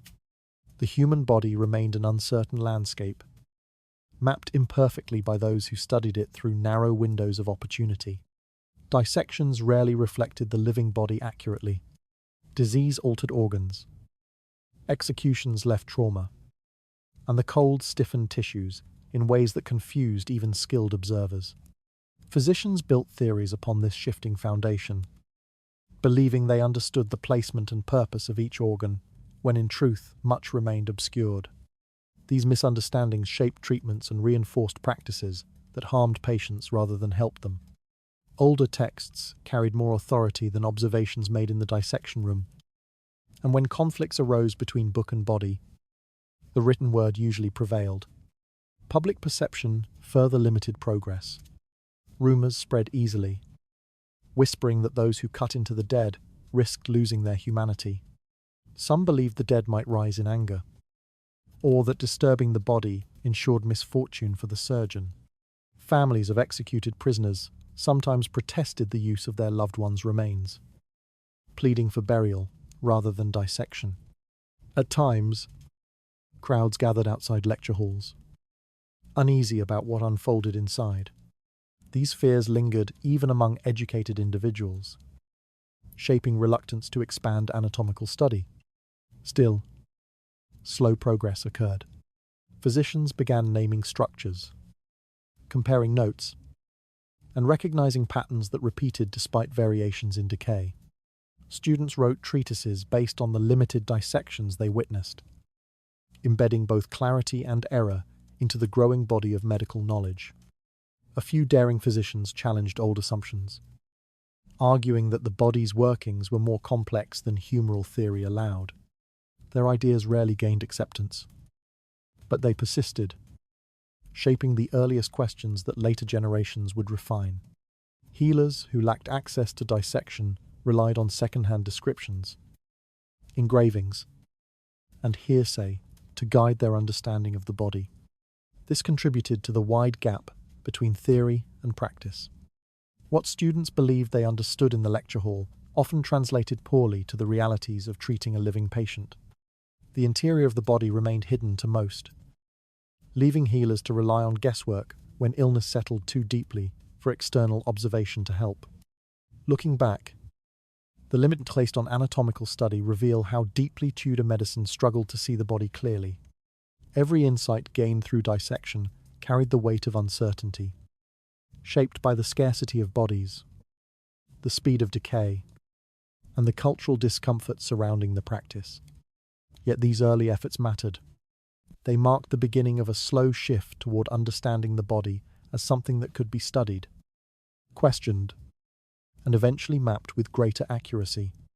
Imperfect as they were, these dissections laid the groundwork for future breakthroughs that Tudor physicians could not yet imagine. Anatomy sought to clarify the body, yet it produced as many shadows as answers. Another force pressed against these fragile gains, arriving not from theory, but from the sudden sweep of sickness across towns and cities. Amid those outbreaks, the limits of Tudor medicine became unmistakably clear. Epidemics swept across Tudor towns with a force that left little room for understanding, let alone resistance. Plague carts rattled along narrow streets, their wheels cutting through mud darkened by rain and refuse, while bells tolled warnings that families had already learned to dread. The appearance of swollen glands, darkened skin, or a sudden fever signaled more than personal misfortune. It marked the beginning of a slow unraveling that entire communities felt in their bones. Smallpox left its victims marked or dead. Plague took them quickly, and syphilis crept through bodies with a cruelty that unfolded over months or years. Each disease carried its own rhythm, yet all shared one truth. Tudor medicine stood powerless before them. Fear settled over households as soon as illness appeared. Families rushed to shutter windows, hoping to keep out the corrupted air believed to carry plague. Straw was burned in corners to cleanse rooms, and pots of herbs smouldered in hopes of purifying the breath. Ministers walked from door to door, offering prayers that seemed too small for the scale of suffering. Nothing slowed the spread. Rats slipped through storerooms and stairwells. Fleas nestled into clothing. And bodies weakened in ways that healers could not explain.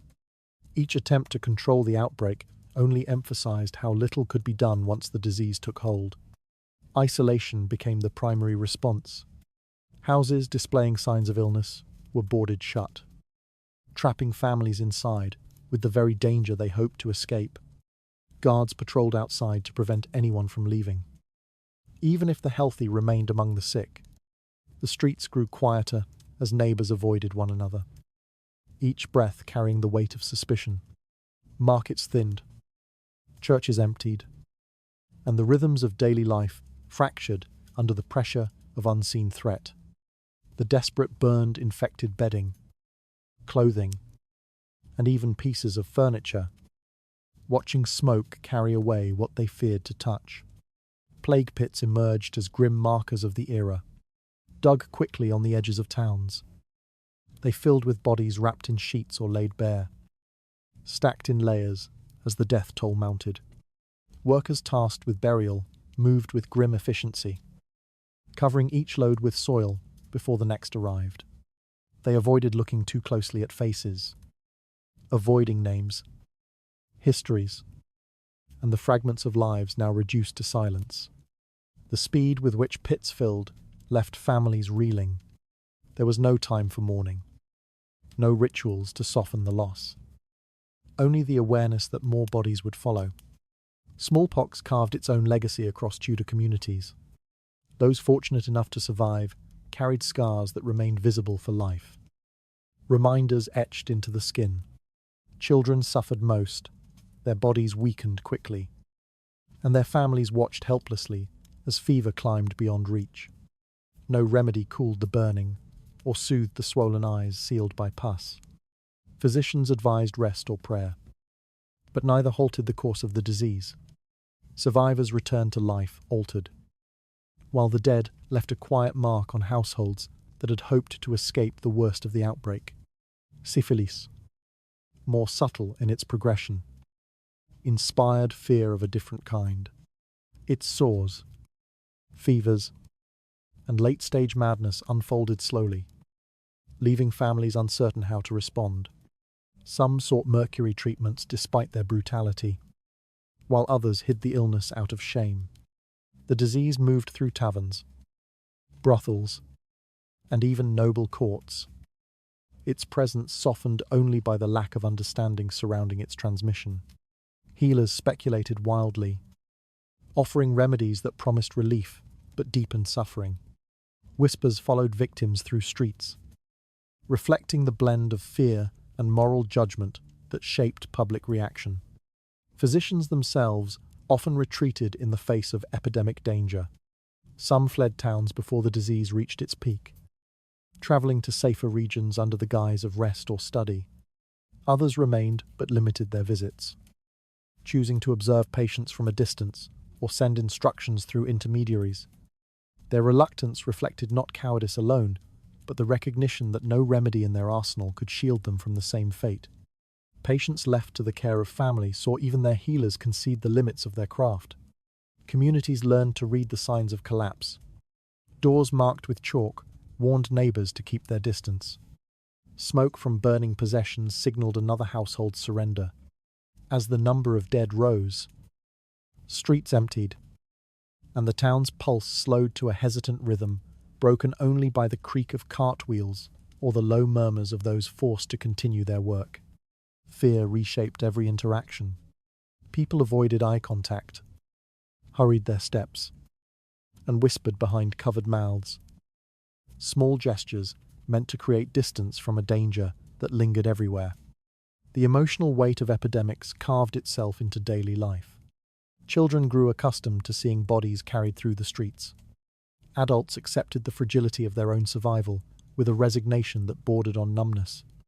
Hope flickered only when outbreaks finally waned, leaving behind weakened families, abandoned homes, and a lingering sense of vulnerability. Communities rebuilt with the knowledge that another wave might arrive without warning. The memory of suffering remained long after the air cleared. Looking back, Tudor epidemics reveal a world where disease outran knowledge at every turn. Healers, constrained by limited understanding, could offer little more than reassurance and ritual.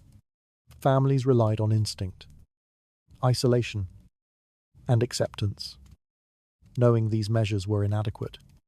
Illness did not respect social boundaries, and its devastation touched rich and poor alike. The era understood suffering intimately, but grasped only fragments of its cause. Epidemics exposed the fragility of every defense Tudor medicine attempted to raise. Another kind of remedy emerged in response to this uncertainty, shaped from substances as dangerous as the illnesses they claimed to treat. Along with these creations, desperation pushed healers and patients toward choices that carried new risks of their own. Strange remedies found fertile ground in Tudor households, growing from a mixture of fear, inherited custom, and the enduring need to grasp at any promise of relief. When illness settled into a home, and no trusted cure seemed within reach, families turned to methods whose origins blurred across generations. These rituals, quiet, unsettling, and persistent, offered the illusion of control in moments when the body faltered and knowledge failed. They shaped the small decisions made beside sickbeds, filling the spaces where physicians hesitated and where hope demanded something, anything, to hold on to. Charms hung over bed frames, often simple objects bound with string or bits of cloth that had touched a church altar. Families believed these items could ward off unseen forces or redirect misfortune that hovered too close. Mothers tied small bundles of herbs to their children's clothing, not because the plants themselves promised healing, but because tradition insisted danger might hesitate in their presence. These gestures carried weight not through logic, but repetition. They had been performed in the same way for years, and their familiarity provided comfort even when the illness continued unchecked. Hair-bearing marked another attempt to influence the course of the disease. Strands clipped from the patient's head were placed beneath floorboards or hidden in small pits outside the home, symbolizing the removal of sickness from the body. The act was carried out with quiet seriousness. Often at night, when neighbors were less likely to observe and judge, families watched for signs that the ritual had succeeded. Lighter breathing, clearer eyes, a brief moment of calm. When those signs failed to appear, the ritual's meaning shifted from hope to resignation. Yet families continued performing it for lack of alternatives. More disturbing were the practices involving animals. Cats, believed by some to carry protective powers, were sometimes killed and hung above doorways in the belief that their bodies could absorb or repel disease. The act left a troubling stillness in the air, as though the household recognized its brutality even as it justified the choice. Children learned to avert their eyes from the limp forms, while adults murmured assurances that the sacrifice had purpose. Fear narrowed judgment in these moments, guiding families toward acts they might otherwise find unthinkable. Other remedies embraced substances far more dangerous. Mercury, already notorious for its harsh effects, was mixed into alcohol and swallowed in small, burning doses meant to cleanse the body from within. The liquid seared the throat and stomach, leaving a metallic taste that lingered for hours. Healers claimed the sharpness signaled the remedy's power, convincing patients that pain itself marked progress. In truth, the mixture poisoned slowly and relentlessly, attacking organs already weakened by disease. Families saw their loved ones tremble, weaken, and collapse, yet attributed these reactions to the illness rather than the cure.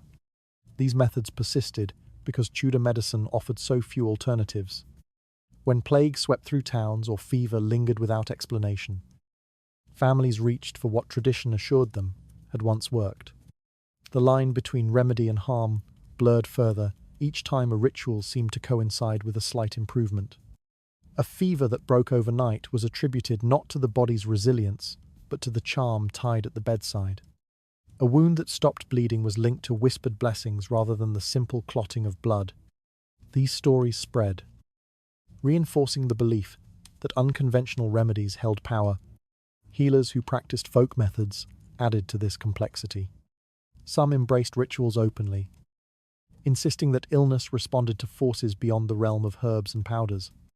Others quietly combined spiritual gestures with physical treatments, blending instruction with superstition so seamlessly that patients could not distinguish one from the other.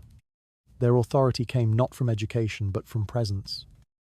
Someone who stayed when physicians left, who listened when families felt desperate, and who offered explanations that fit the fear shaping the moment. The emotional pull of these remedies shaped their endurance. They promised agency in a world filled with uncertainty, giving families actions to perform when passivity felt like surrender. Each ritual required participation: tying, burying, hanging, swallowing. Acts that created the sense of fighting back against illness. Even when the results proved deadly, the gestures carried meaning that families struggled to relinquish. After a death, grief mingled with questions about whether the remedy had been used too late or not faithfully enough. Rarely did anyone consider that the treatment itself had deepened the harm. Families who lost loved ones to these remedies often remembered the moment the cure was administered more vividly than the onset of illness. The trembling hands that raised the cup, the murmur of reassurance, the final breaths that came too quickly. These memories settled into the minds of witnesses with a weight that lingered for years. Yet, despite these tragedies, the remedies continued to circulate, passed from one household to another in hushed tones that emphasized their supposed power. Looking back, these strange methods reveal a world shaped by both desperation and inherited belief. Illness forced families to stretch beyond reason, reaching for anything that promised, even a fragment of control. The remedies reflected fear more clearly than hope, exposing the limits of understanding that defined Tudor healing.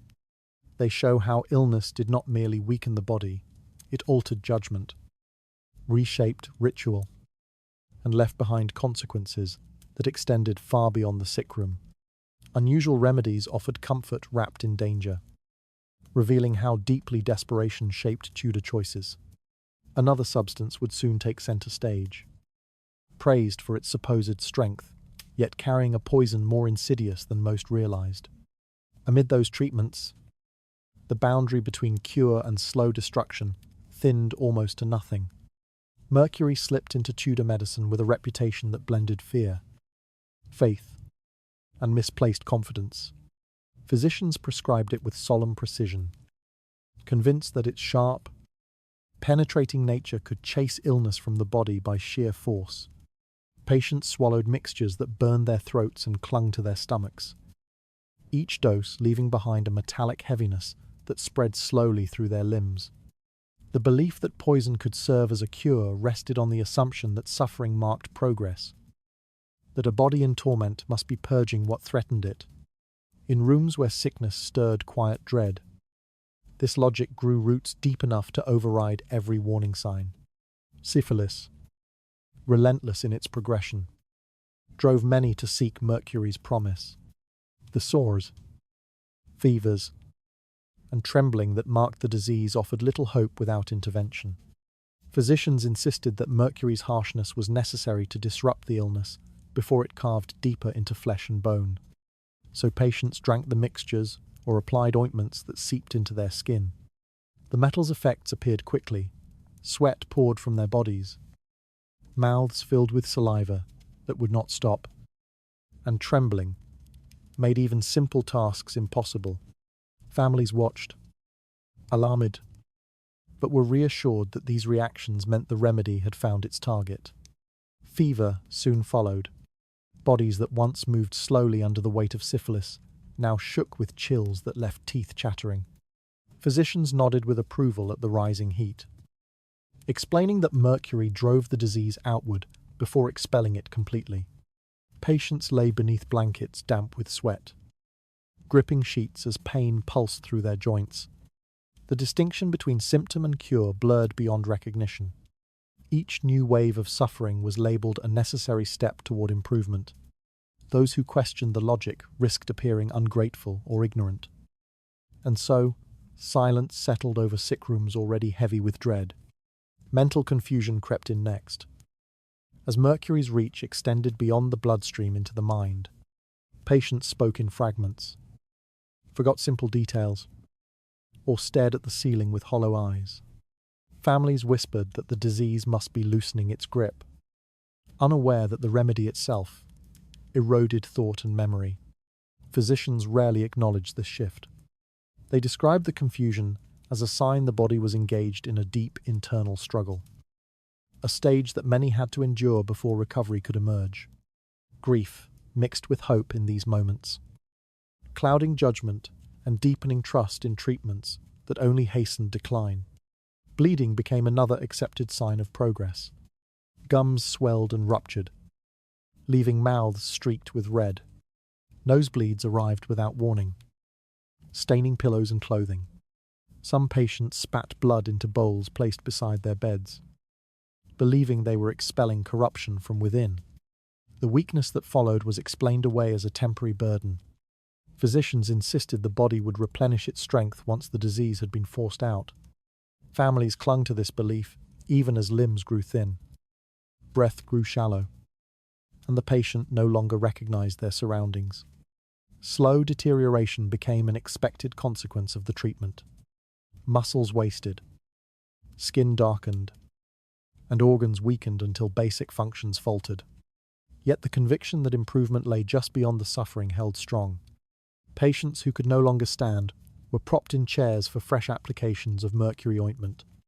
Those who could no longer swallow were given vapors to inhale. Desperation disguised itself as determination, convincing families that persistence would be rewarded. This cycle repeated until the line between striving for life and surrendering to death became indistinguishable. The emotional toll of these treatments weighed heavily on households. Loved ones watched the patient drift between lucidity and delirium, clinging to moments of clarity that grew increasingly rare. They held hands weakened by tremors, wiped foreheads slick with cold sweat, and whispered encouragement meant as much for themselves as for the dying. The belief that suffering meant progress provided a fragile shield against the truth. When death finally arrived, it felt both shocking and strangely expected. Families spoke of the patient's bravery, their endurance, their devotion to the cure, unaware that the remedy had hastened the very end they feared. Physicians maintained their authority by framing each outcome as part of a broader mystery. When the patient died, they pointed to the severity of the disease rather than the toxicity of the treatment. Their certainty remained unshaken, and families accepted their explanations because the alternative, that the cure had been the true cause, felt too devastating to confront. Mercury continued to be prescribed, its dangers disguised beneath layers of reassurance and ritual. Looking back, the use of mercury reveals the darkest contradiction of Tudor medicine, the belief that a body must be broken before it could be healed. Treatments that promised strength instead hollowed the patient from within. Suffering became a measure of progress rather than a warning to change course. The remedies themselves left marks that outlasted the disease, shaping memories that lingered in households long after the sick room grew quiet. Mercury declared itself a cure while quietly unraveling the body it claimed to save. Another question rose beside it, centered not on substances, but on authority. Who had the right to heal? And who was forbidden from even trying? Along that boundary, Tudor society revealed its deepest anxieties about power and knowledge. Authority over healing in Tudor England rested in the hands of licensed male physicians, a small group whose training, social position, and legal protection set them apart from the vast network of caregivers who served most of the population.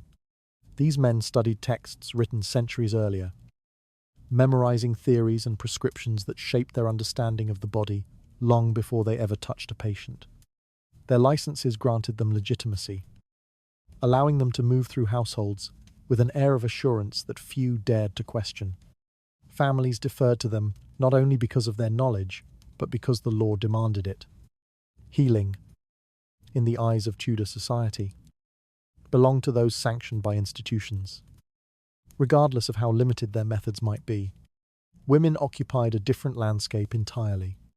Many possessed deep practical experience in caring for the sick, knowledge gained through tending to neighbours, children, and aging relatives. Their remedies came from observation, repetition, and traditions carried through generations. Yet this experience held no legal weight. Women were barred from formal practice, denied licenses, and dismissed from the realm of official medicine. Their work unfolded quietly within homes, offered not as professional service but as neighbourly assistance. Still, families relied on them precisely because they remained present when physicians were too costly, too distant, or too reluctant to come. This divide created a fragile tension. Women who helped too many people, or who succeeded where physicians failed, drew unwelcome attention. Neighbours watched for signs that a healer seemed overly confident or unusually effective. Success, instead of bringing respect, risked provoking suspicion. A woman who could ease a fever with a poultice or calm a seizure with an herbal mixture might be praised in private. But if a patient died, her name might surface in whispers, linking her to forces beyond natural understanding. Tudor society feared what it could not categorize. An unlicensed skill blurred the boundary between healer and witch. Some women practiced in secret to avoid these dangers. They carried small bundles of herbs hidden beneath clothing, mixed remedies only at night, and accepted payment in goods rather than coins to avoid drawing attention. Their caution reflected not guilt, but survival. The law did not recognize the value of their knowledge, and accusations, once raised, were difficult to dispel. A single failure, inevitable in an era of limited understanding.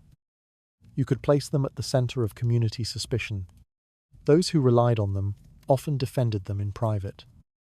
Yet few dared speak publicly. Once rumors began to spread, unlicensed male practitioners faced similar risks, though the consequences differed. Some men called themselves healers after studying scraps of medical texts or observing physicians from a distance. They offered services in markets, taverns, and alleyways, preaching confidence in their remedies. Because they operated outside the licensed system, their practices often attracted desperate clients who could not afford official physicians. When treatments failed, as they often did, the healer simply moved to a new district. The law pursued them inconsistently, but their mobility allowed them to survive in ways that women could not. Still, many were arrested, fined, or publicly shamed for impersonating licensed professionals. The system's rigidity created gaps that harmed the very people it aimed to protect. Licensed physicians remained too few to serve the entire population, leaving much of the country dependent on unofficial healers who risked punishment each time they offered help. This imbalance deepened suffering during outbreaks, when fear drove families to seek care from anyone willing to enter a sick room. Women who understood remedies more intimately than many trained physicians could not step forward without risk. Communities suffered because knowledge was restricted by gender, class, and law rather than shaped by experience. Inside households, these divisions felt deeply personal. A mother might trust a neighbour's herbal mixture, but hesitate to ask for help. Knowing an authority figure might later question the choice. A wife caring for a dying husband might administer a remedy passed down from her grandmother, praying that improvement would come quickly enough to avoid scrutiny. Children learned early which names could be spoken aloud and which had to be kept quiet, absorbing the unspoken rules that governed who could heal and who must remain invisible. Physicians themselves reinforced these constraints. Confident in their licenses, they dismissed folk remedies as dangerous superstition, even when their own treatments proved equally hazardous. Their authority depended on maintaining a clear boundary between sanctioned and unsanctioned practice. Acknowledging the skill of women healers would blur the lines that protected their social standing. So the divide persisted, shaping perceptions of competence and pushing countless healers into silence. Families caught between these worlds navigated care cautiously, balancing fear of illness against fear of accusation. Looking back, the question of who was allowed to heal reveals more than legal structures. It exposes the anxieties that shaped Tudor society. Authority mattered more than effectiveness. Gender mattered more than experience. The desire to control knowledge outweighed the desire to improve care. The result was a landscape where help often came from those forced into secrecy, while sanctioned healers wielded tools that offered little hope. Healing belonged to licensed hands. Yet many who understood the body best were silenced or hidden from view.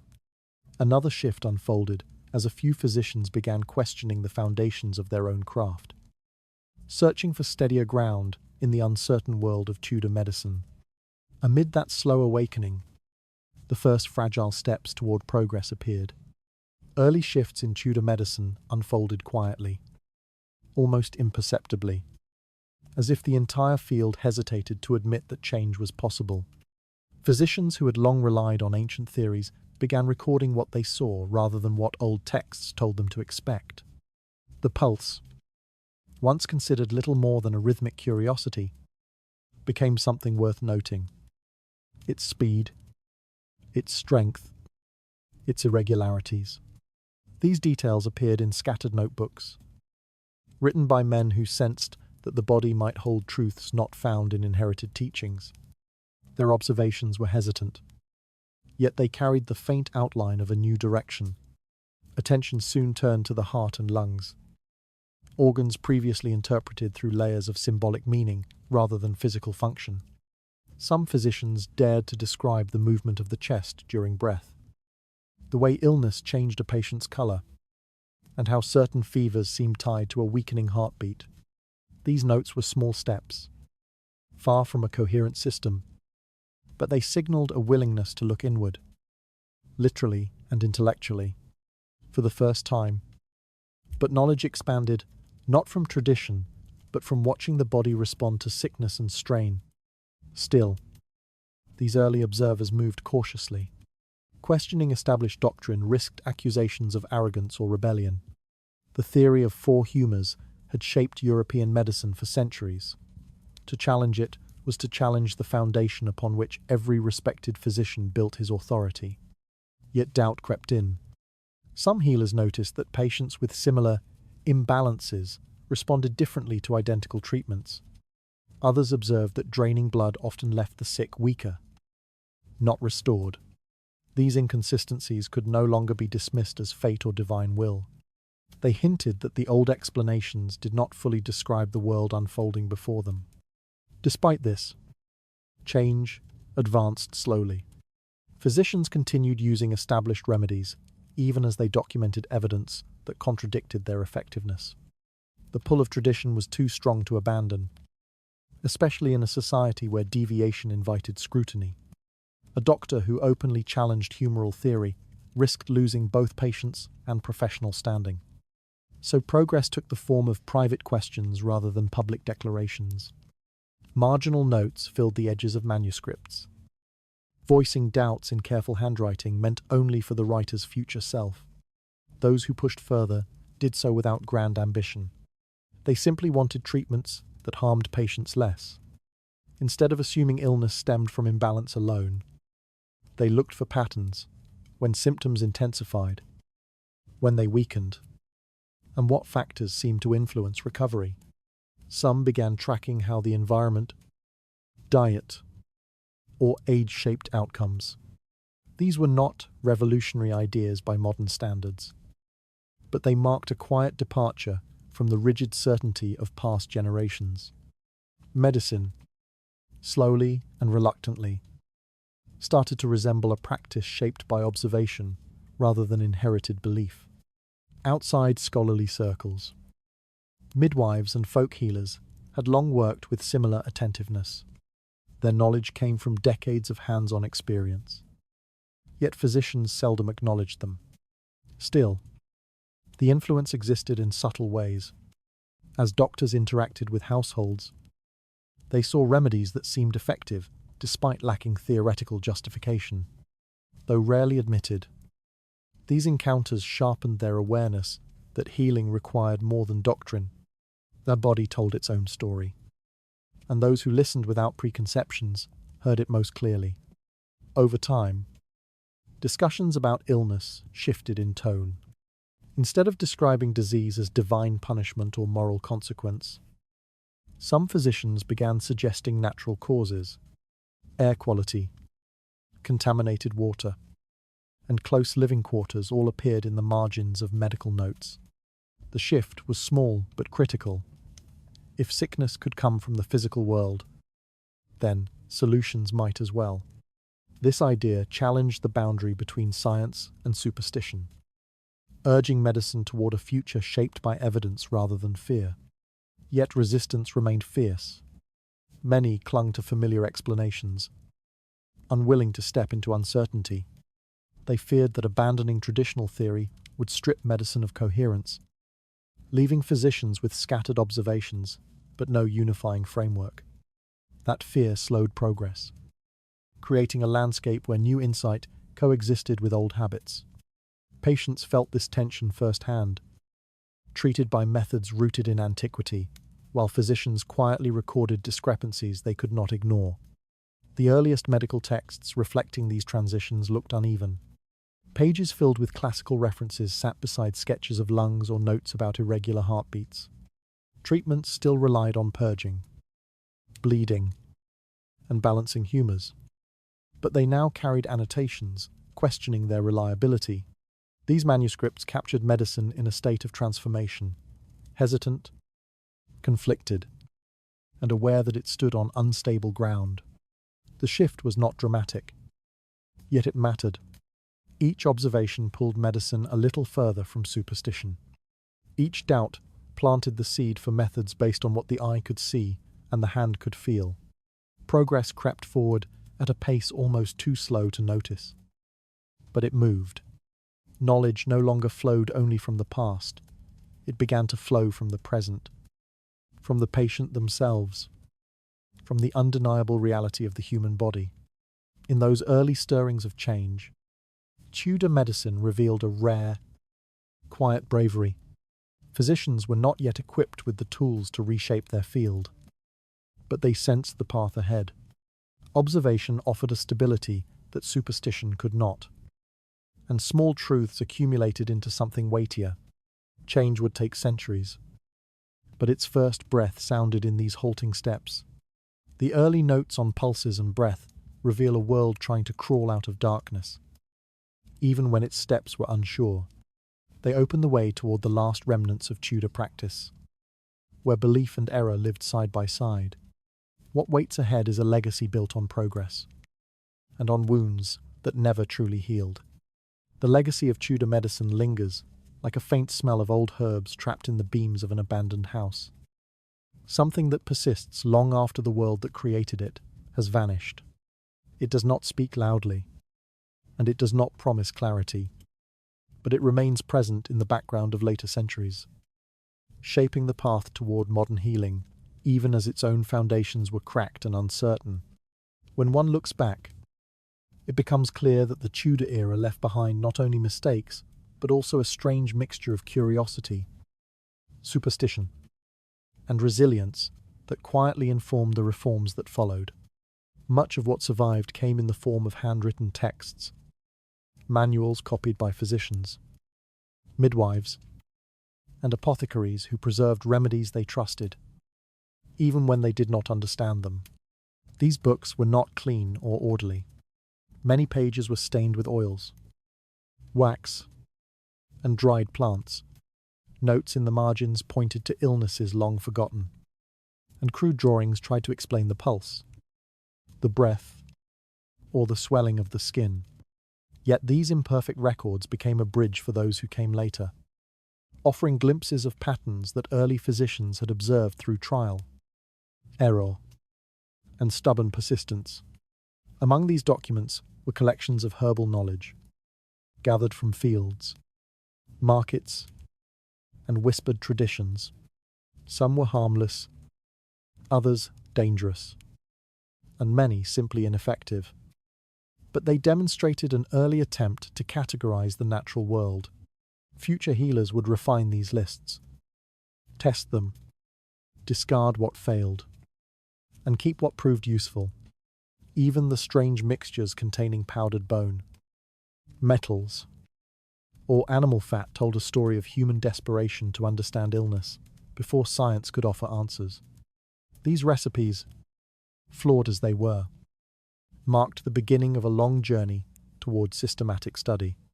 The Tudor period also left behind extensive accounts of failures, records of deaths that occurred during bloodletting, outbreaks that wiped out families, and surgical attempts that ended in agony rather than relief.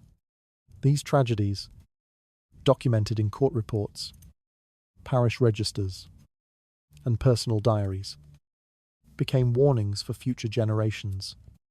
They revealed how dangerous treatment could be when based on superstition or untested belief.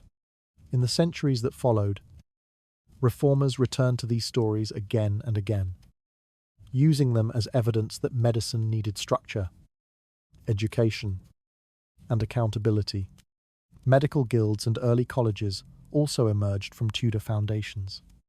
Though their knowledge was limited, they began the slow process of organizing practitioners, defining who could treat, and establishing standards, however crude, for those who sought to practice healing.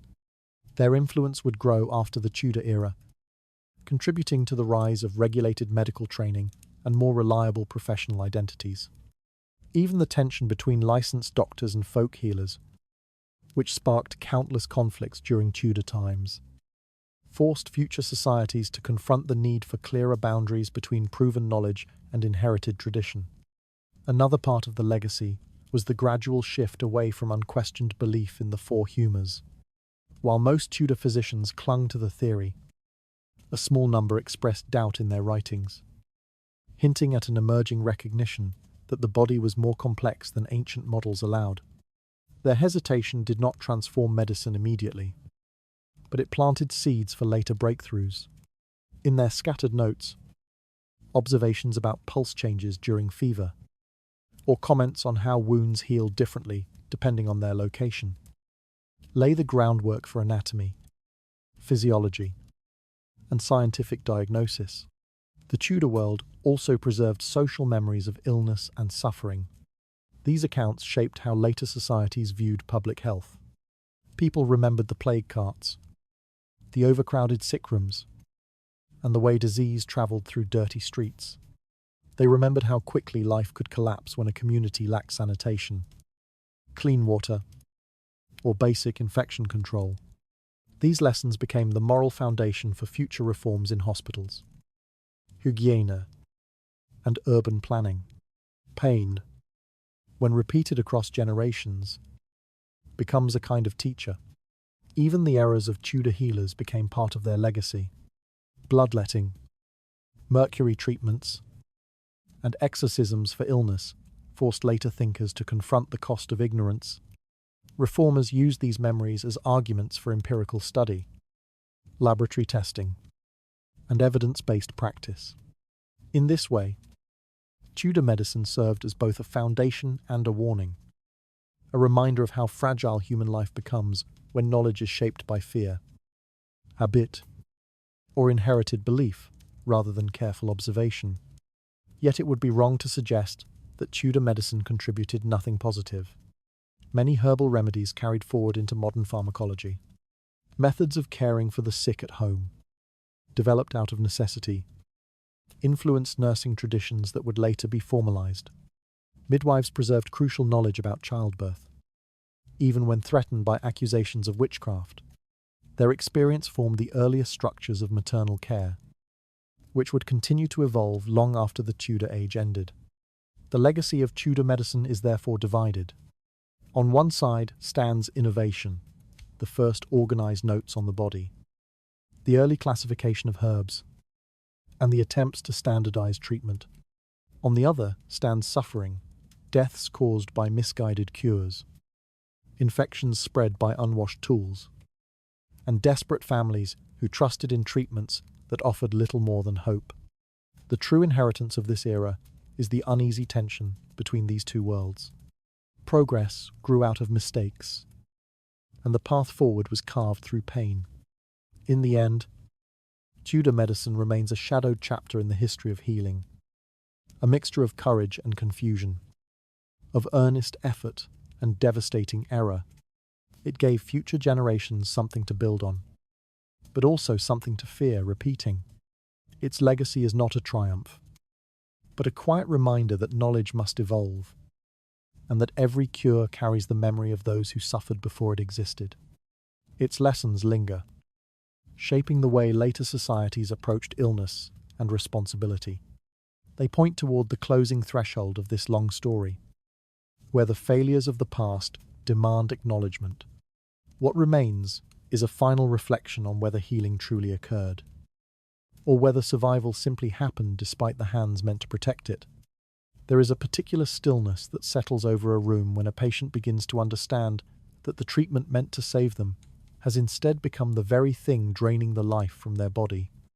In Tudor times, that realization came quietly, without protest, as if the weight of suffering had grown too familiar to resist. People lay on rough beds, wrapped in damp linens, listening to their own breath thin out while the physician stood near the foot of the mattress, convinced that the remedies he had offered were guiding the body back toward balance.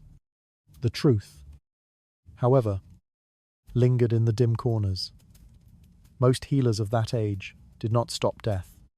They simply delayed it, stretching agony into hours or days, hoping that the slowing of a pulse or the cooling of a fever meant recovery rather than collapse. Treatments that were considered sound often worsened the illness. Bloodletting turned weakness into shock. Mercury potions burned through the organs under the illusion of purification. Herbal mixtures meant to soothe instead clogged the lungs or straining the heart. Yet patients believed in them because belief was the only comfort they had. When a physician instructed someone to swallow a bitter draught or endure another cut, they obeyed without hesitation. In the dim candlelight of sick rooms, obedience was not a choice. It was a ritual passed down through generations. The difficulty of the time lies in understanding how deeply trust was woven into these moments. Families gathered around the bed as physicians made decisions that held the weight of life and death. A mother placed a damp cloth on her daughter's forehead, not knowing that the same physician who told her to keep the child warm had just ordered another draining of blood. A man sat propped against a wall, his breath ragged, believing that the cramps gripping his chest were a sign that the treatment was working, even as his lips turned pale and his hands trembled. He found hope in the physician's quiet assurance that pain meant progress. For many, the suffering became easier to accept than the idea that no cure existed. The body's unraveling became a kind of prayer, slow, painful, but framed as a necessary passage. The line between healing and dying grew thin enough to disappear entirely. When a patient slipped into delirium, murmuring through fevered lips, families were told it was the illness leaving the body. When the skin turned ashen, or the breath staggered into silence, they were told the heart had simply grown too fragile. It rarely occurred to anyone that the treatment itself had hastened the end. This was not cruelty in the ordinary sense. It was the product of a world that lacked tools, knowledge, and alternatives. Physicians did not intend harm. They acted according to what they had been taught, what they had read, and what they believed to be true. But belief does not soften the consequences. The remedies they prescribed carved deep into the last hours of the sick, reshaping the meaning of care into something far darker. A doctor might walk from a home convinced that he had done everything possible, leaving behind a family who whispered reassurance to the patient even as the final breath slipped away. In some cases, death came slowly, stretching across nights filled with restless shifting and whispered prayers. The air of the room thickened with the smell of sweat and damp herbs. The candles burned low, their wax pooling across wooden tables. Outside the windows, the world continued. Footsteps in corridors, faint echoes of distant church bells. While inside, the body of the patient tightened, relaxed, and tightened again. Every hour felt like a moment borrowed from something that refused to change. Families measured time by the flicker of flame, by the growing coldness of fingers, by the lengthening pauses between breaths. Yet even as death approached, hope remained astonishingly persistent. Patients accepted more remedies, more cuts, more mixtures, believing that somewhere within the pain there might be a narrow path back to strength. They clung to the thought that suffering was a sign of healing, not a sign of departure. Physicians reinforced this hope with gentle words, unaware that they were smoothing the way toward the grave rather than the recovery they imagined. There were rooms where the end came suddenly, without warning.